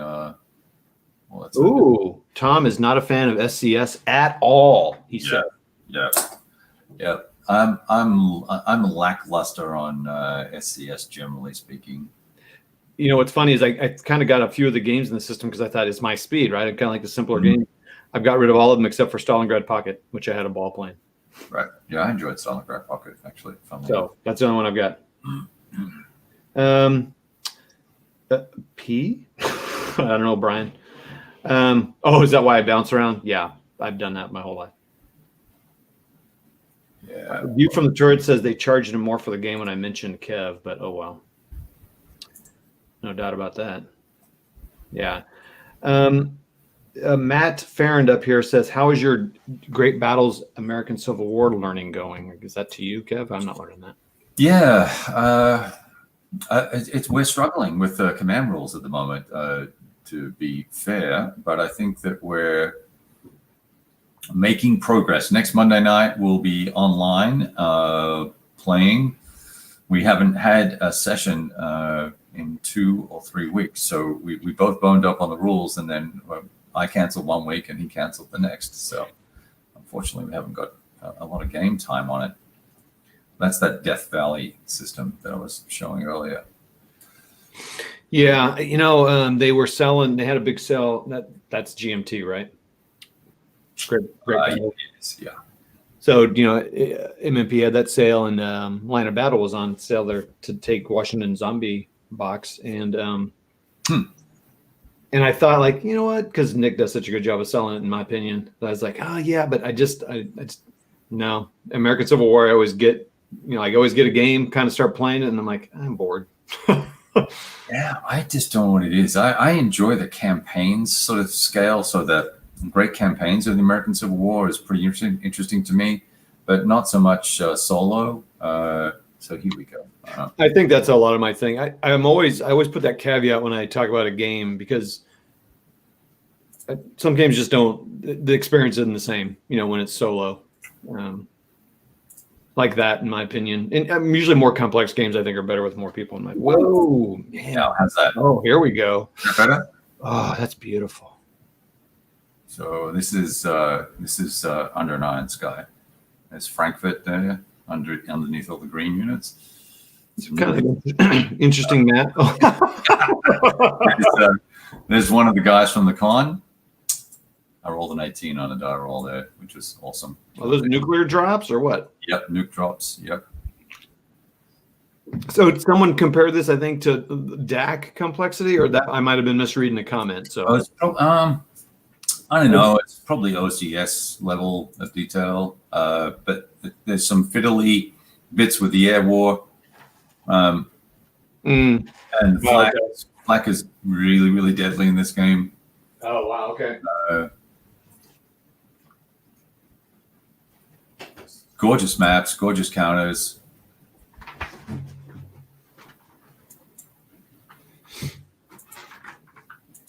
So there, I know folks wanted to see some of those, so I shall. There you go. I think the box cover is really cool.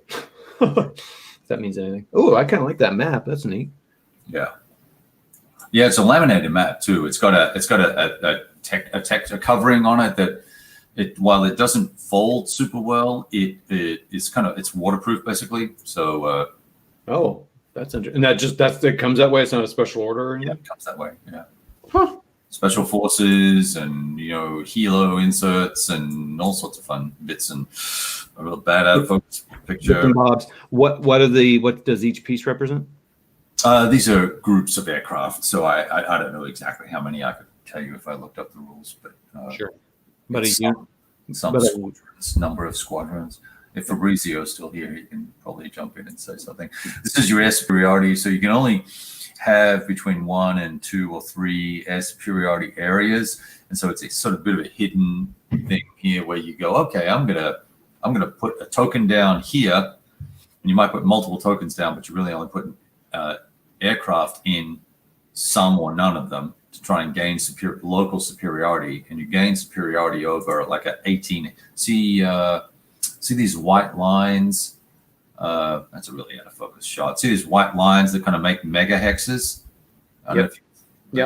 All right. I can see it. I don't know if everyone else can, but yeah, you can see it on your screen. Yeah, that's an air superiority area, and so you gain local air superiority control. See that counter there, that red one says air superiority 1. You put them down, and then you both decide where you want to put your aircraft to either counter that or try and gain air superiority yourself, like I did here with the purple one that's got the NATO symbol on it. Yep. So it's pretty. Well, that's cool. Yeah, that's a better shot. Okay. It's so much better. Yeah, well, I just don't know what picture's coming up next because I've got it in carousel mode. So Hey, I'm hoping it's nothing inappropriate. Chemical attacks. Well, that's cool. Yeah. Anyway, so there you go. Let me stop the share. I'm gonna go. So Springtime, who I don't know who that is, said any Command Modern Operation fans out there? I don't know what that means. Oh, Yeah, Clay, you'd probably like it, but it's because it's got a little bit of granularity on the combat too. But you can download the rules and have a read of them before you jump in, boots and all. And I believe, I don't know if Fabrizio is still here or not. I can't tell who's still here, but yep, he's down. He says each counter is a single squadron. Yep. Oh, there you go. Right, so he is still here. Okay, so I suspect that when Sacred Oil comes out, which is the third module in the series, there's Under an Iron Sky, Deadly Northern Lights for the northern Scandinavian countries, Norway, south down to Denmark. And then there's the Persian Gulf called Sacred Oil at the moment. It's what the developer title is at the moment. That's dealing with Iran, Iraq.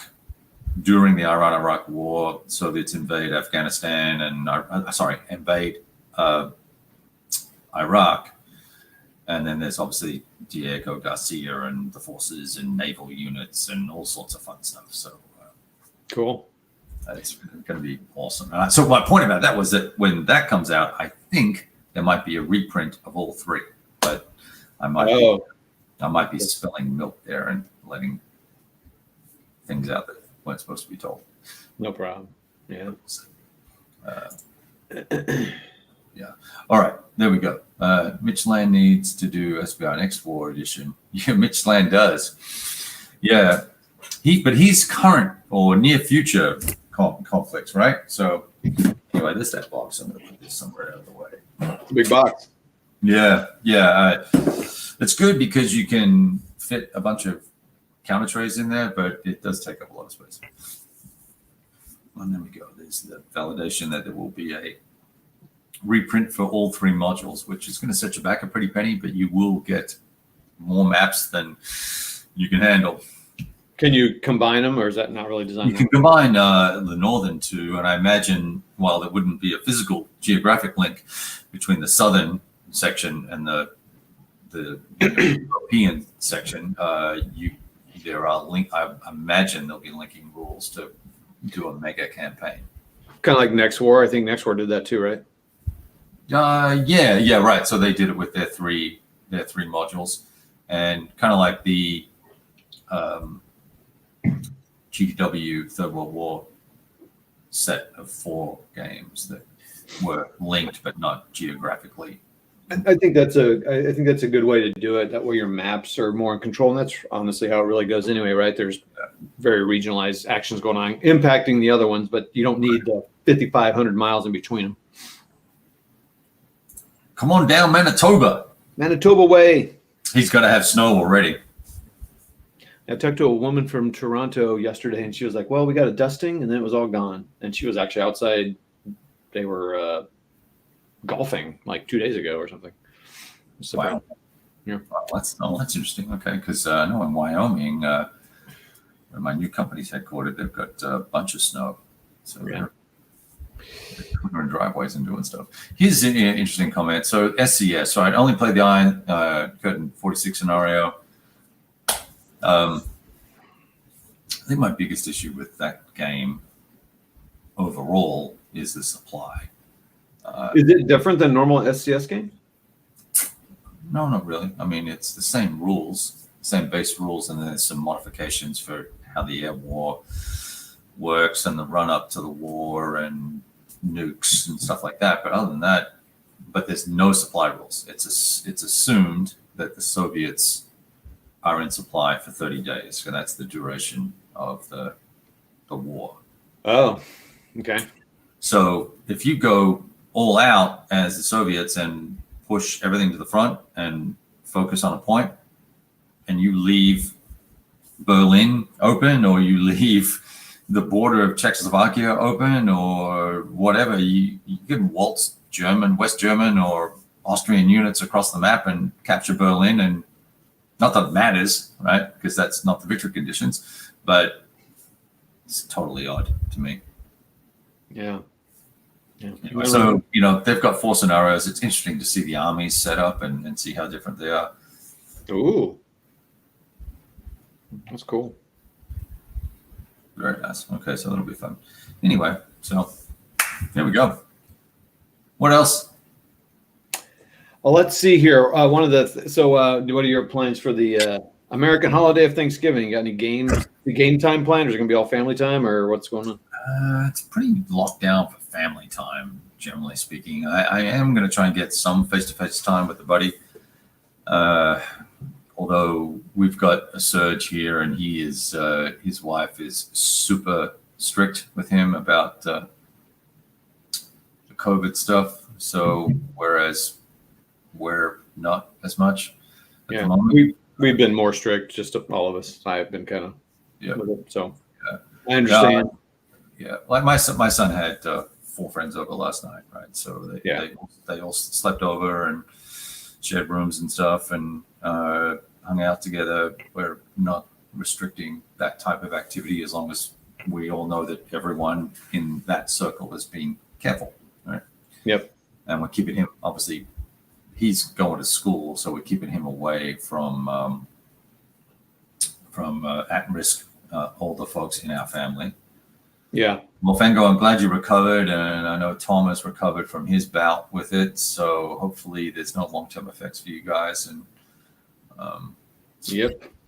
So it's been kind of getting closer around here. So I'm not really sure. We're going to be pretty light on the family stuff actually because of a lot of that, and we don't have a lot around here. So not really sure what the time's going to be like. I'm hoping to get a couple of things in, get these. We'll see. Yeah, I'm hoping to reboot. I've just been tired. I've been. Oh yeah. Yeah, go ahead. You started a new job, right? So which is always mentally taxing. I think that's what it is, man. It's not that it's physically taxing, obviously enough, because I sit right here and do Zoom calls and telephone calls with partners and vendors and stuff. But there's so much change going on inside the company that needs to happen and happen before December 31st. That it's just. I was joking with my wife. I said, I think I'm making a decision every 10 minutes or something like that, right? Okay, well, let's cut that product out and let's discount it 70%. And let's fire that person and hire that person, and like real decisions that matter. And at the end of the day, I'm like, okay, I got to read these freaking rules, or sit down and micro focus on something that's not happening. I've just been exhausted. So it is. Yeah, my job's been a little bit more intense, and kind of similar. And I'm trying to write this series out of getting introduced to World War II games, trying to make a couple changes to the channel. So that's been kind of occupying my time. So what are you going to do? Whether you're introducing people to World War II overall as an educational thing, and then using the games as a metaphor? Is that the plan? No. So I'm just like. It's just like, so you see some people at a convention playing a game, or you watch Band of Brothers, and you're like, man, it'd be cool to play that on the table, or you watch one of my videos or your whatever, and you're like, man, I'd be interested to play. So this is for a non-miniature gamer, and it'll just be like, what are the scales out there? What are the rules? What do we mean by theater? What do we mean by the Right. years of the war, like what does that represent? Right. And I have like my first video is a what is that? Too long don't read, so too long don't watch version, where it's just like, if you want to get into World War II world gaming, you and a friend want to do it, here are 2 starter sets to buy, because they give you everything you need to play a game. One of them's Bolt Action, one of them's Flames of War. Not the best World War II miniature games out there. Right. They'll give you everything you need. Right. You still have to assemble and paint, do all that crap, but it's simple, because otherwise, miniature wargaming, you're building your own game. You know? Right. You know, it's not like buying ASL or Lock and Load or Iron Sky, where it's all right there. You got to figure out, okay, what scale? How am I going to be? I mean, it's freaking rabbit hole. So, and I'm just really, Kev, I pretty much play World War II games. So I'm pretty much, you saw the change in my, I don't know if I changed it to wardrobe, but then I changed it to wardrobe plays World War II. I'm like, I'm just going to focus on that. Oh, perfect. And be the World War II game guy. I have a whole list of people I want to interview, including you. And just kind of almost maybe even set up a podcast of just like, and I'll start with minis, because I'm in that minis phase right now, but I'll do board games as well and just kind of go back and forth. And Right. and I'll probably do one for World War or for board games as well. It's like, well, how do you get started in it? What is it? So it'll probably be Oscar worthy. No, it'll be all these shows that are coming out with awards now. Maybe I'll get an award. Did you see that? Did you see the minis guys? They did those really funny intro videos. Have you seen them? The Caesars? Yeah. Yeah. I think that's going to be great. I'm so excited they're doing that. It's fun, and it's a good alternative. Now, obviously, they're not doing board games, right? But it's different and an alternative to the Charles S. Robert debacle that occurred. Yeah. No, it'll be those guys. They do it right. They got good stuff going on there. Mm. Envious. I'm a little envious of the what they got going on there.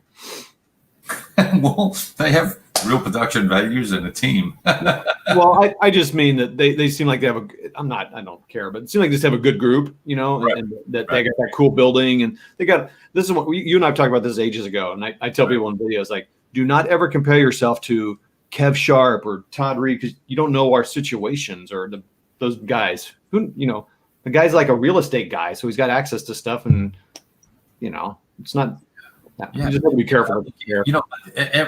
Anyone who wants to publish videos of any quality or length, as soon as I find them, I love, and you do the same thing, posting about them, making sure that everyone knows that they're there and that they're doing stuff. And, I think you and I have both been responsible for trying to help out smaller vloggers.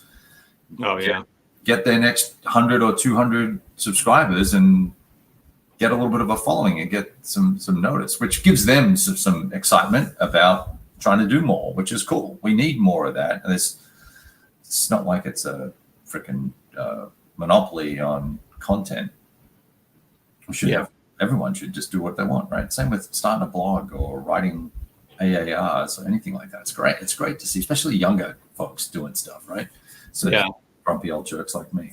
No doubt. So Heathwell says Caesars are aimed exclusively at the community efforts, not the designers, publishers, or games. So, yeah, that's true. Yeah, that is true. Yeah, my bad on that. But I guess my point was, it's nice to see, because the Charles S. Roberts had some naughty award for best magazine and best podcast or blog or whatever it was, right? AAR, and of course it was the Players Aid, and then so God bless them, right? But it wasn't really a comprehensive look at the universe of content creators, especially from the miniatures world. There's dozens of really cool folks doing amazing things, right? Just Rob alone, right? Yeah, he that'll be interesting, because they talked about specifically wanting to call out some of the smaller channels, that are doing cool things. Because there's a few miniature war games that do. I mean, they got tons of viewers and their production quality is amazing. Like the Mini Wars TV guys. It's like, man, I'll never compete, even if I get lights. I'll never compete with their stuff, because the way they're. So it's kind of cool. It'll be fun to watch how that all works out. And they're a fun group of guys, and they have fun with it, and I think they have the right attitude about gaming, honestly. Yeah. Clay says a cool thing about Tom here, about 4 down from the one you have featured up there. Boom. Yeah. Yeah, Tom's actually a great coach when it comes to games. I know that he plays with a good friend of mine, Steve, and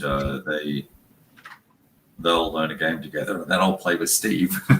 Tom's too busy, and unfortunately he's in Houston, and we're so close, but we're both so busy that he's pretty booked up, and I'm pretty booked up, so we've not had a chance to play each other yet in anything.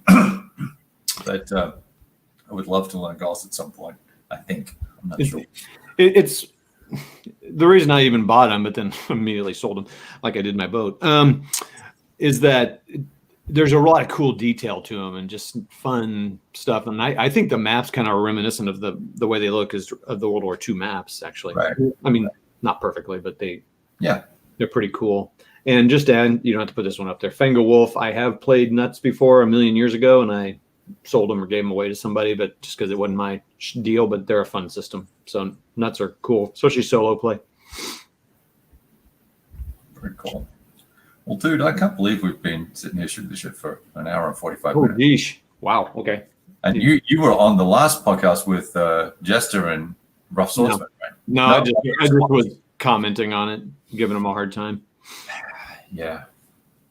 Okay. Well, that's cool. Are they moving ahead with their awards? Sounds like it. Construct. Yeah, they were asking for another person to be on their Council of Elders. Council of Elders. That's what he called it. So that's funny. He says we have room for one more. He had Hex. Oh, I told you Hex to Hex on there, Jeff from there, because I guess he's going to be on it too.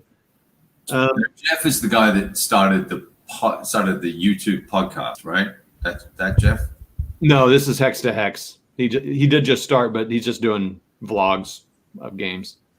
Oh, okay. I'm not Are you sure. familiar with him? I think I know the channel, but Hex to Hex. Yeah, he's just. I mean, I know he knows you, but who doesn't? Wow, what? Oh, sorry. I just. Yeah, I know. You had a nudge.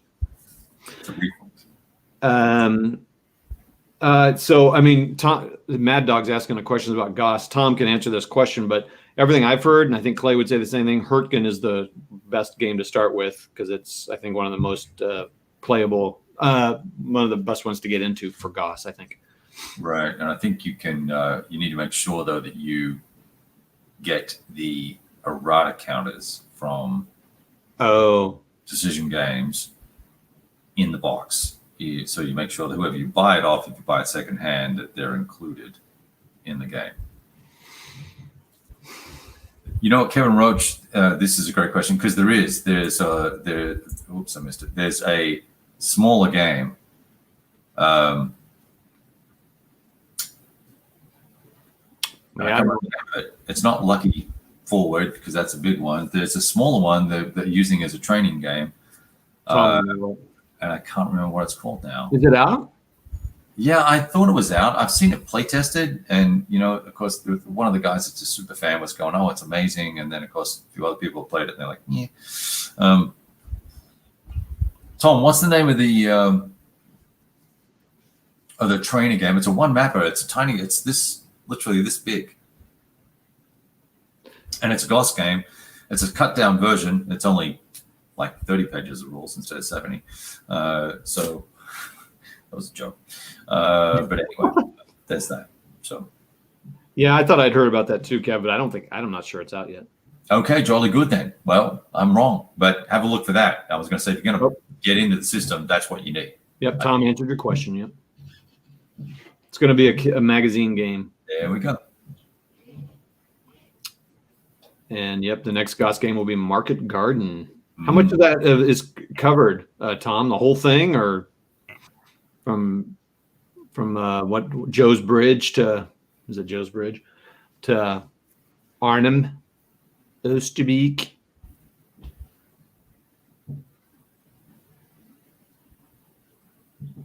Don't get the training game. It'll trip you up. Okay. Ooh, Clay's making a call. Clay's got a lot of time with experience. I would take that advice. So ignore my commentary about the magazine game. Avoid it. Shoot it. Burn it. Don't play it. Oh my gosh! It's the entire operation. Holy cow!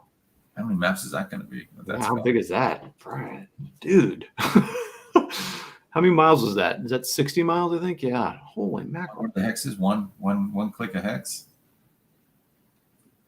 I think that's what. Oh, it is, isn't it? oh, is it really? I think so. It's not 500 meters. Oh, wow. It's at least a kilometer hex. So it's just 60 hexes then. No big deal. that's nothing. It's 2 maps, maybe.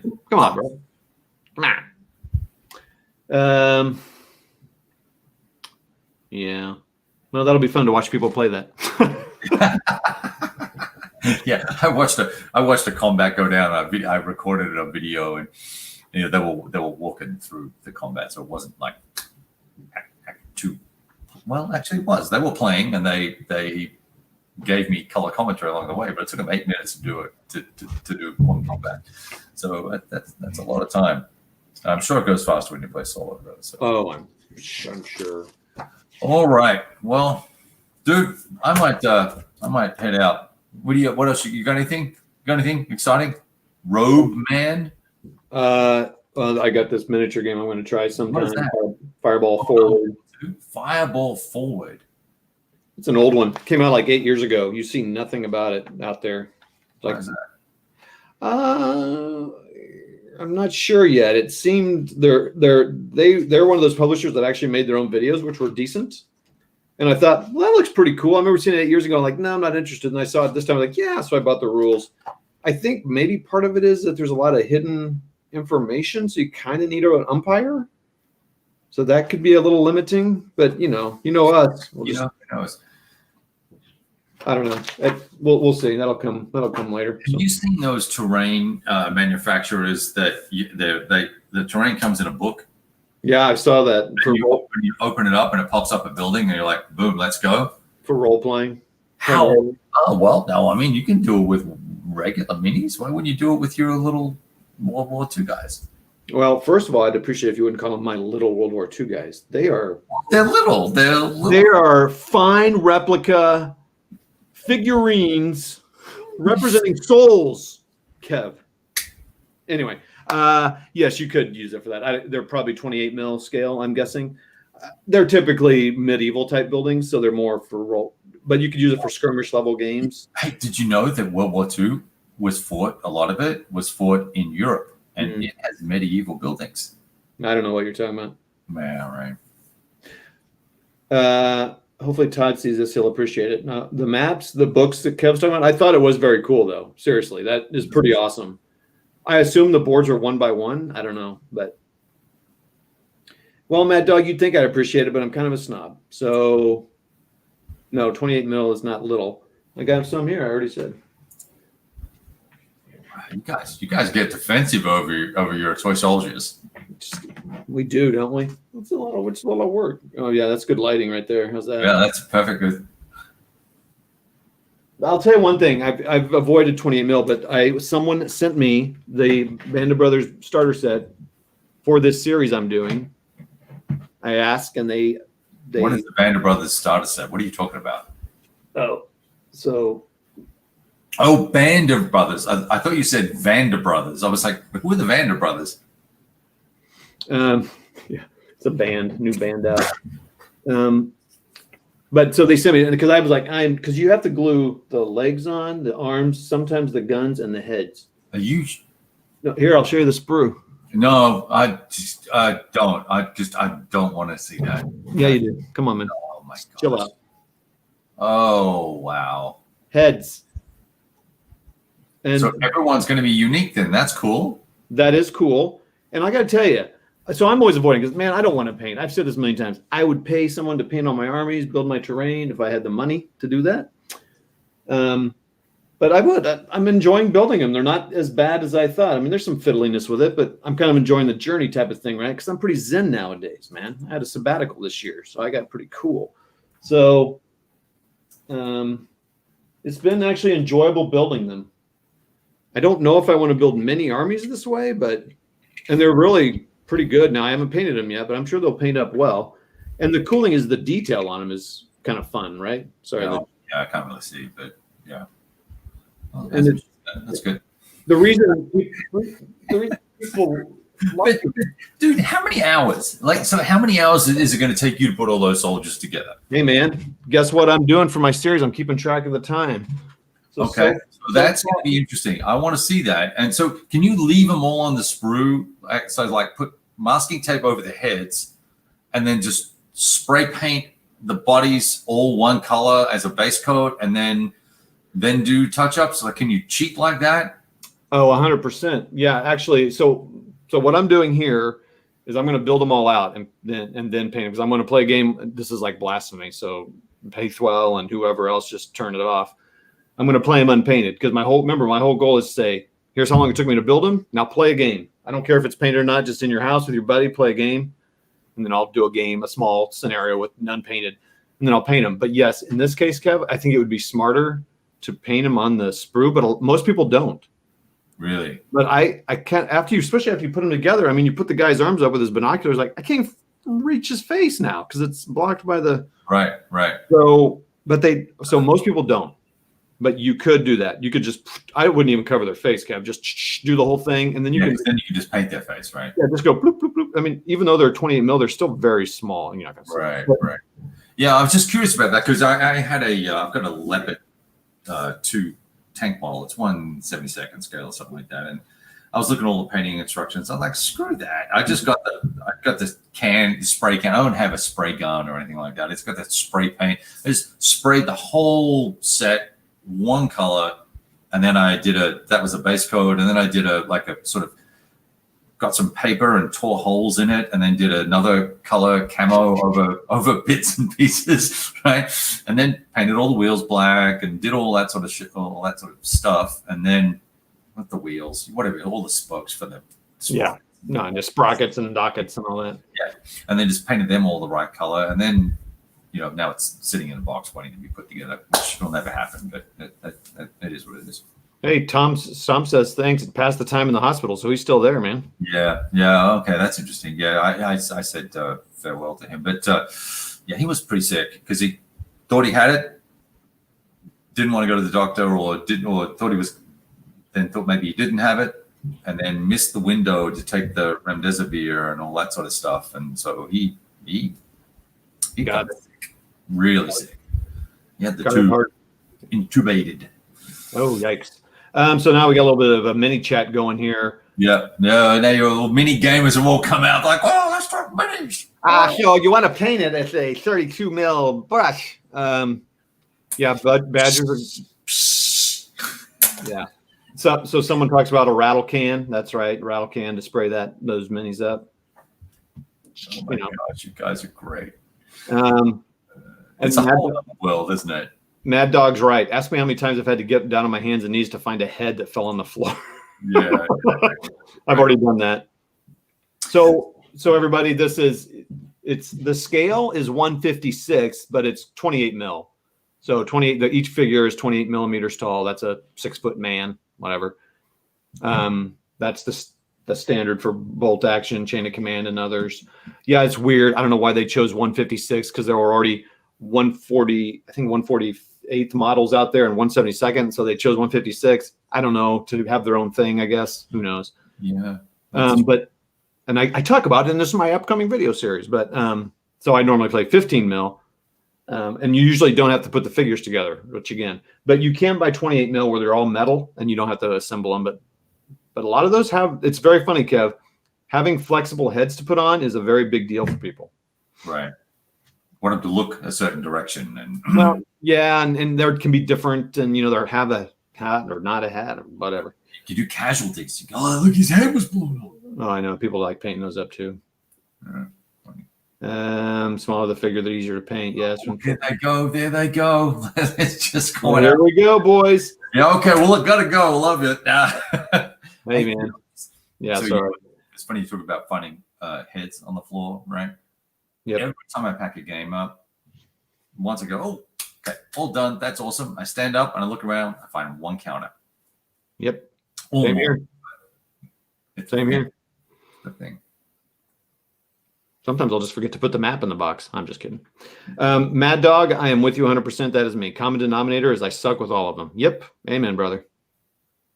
That's pretty funny. Like I said, I would pay someone. I've paid two guys to paint some minis for me, and they're incredible. I'm like, man, it's beautiful. There's a guy here in town that does them for $1 a piece. What? That's like ridiculous. That's so great. Ridiculous in a good way. He's a kid. He's a young guy. He does it for fun. Now he's not the primo sort Who of cares? quality, but they're good. I don't care. Especially 15 mil. I mean, yeah, I don't know. It's just whoever, his painting would be way better than mine. Right.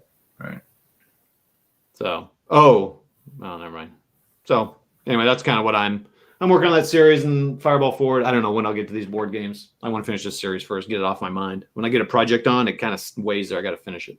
What's the creative genius of the wardrobe? I mean, come on, man. Why do you need to say it? Everyone knows. Everyone knows. It's the road. Well, on that note, we just clocked in 2 hours of like random boom. Cool. Thanks for playing, right? Play. I appreciate everyone checking in, hanging out, and great comments from everybody. You guys are awesome today. Saturday's the day to do the live casting, obviously, not Thursday night at 8 o'clock. Jester had a pretty good steady set of guys on his the whole time too. And it looks like you have too, like good numbers of people. Yeah, that's cool. That's cool. Well, I mean, people are interested in just stuff, right? Well, I appreciate you letting me come on. It's fun. It's a lot easier to chat this way than typing. And I didn't get anything typed on my thing, but that's all right. That's great. I love it. All right, guys. All the best. I'm going to wrap this up. Thank you very much to everybody, and we'll talk to you soon.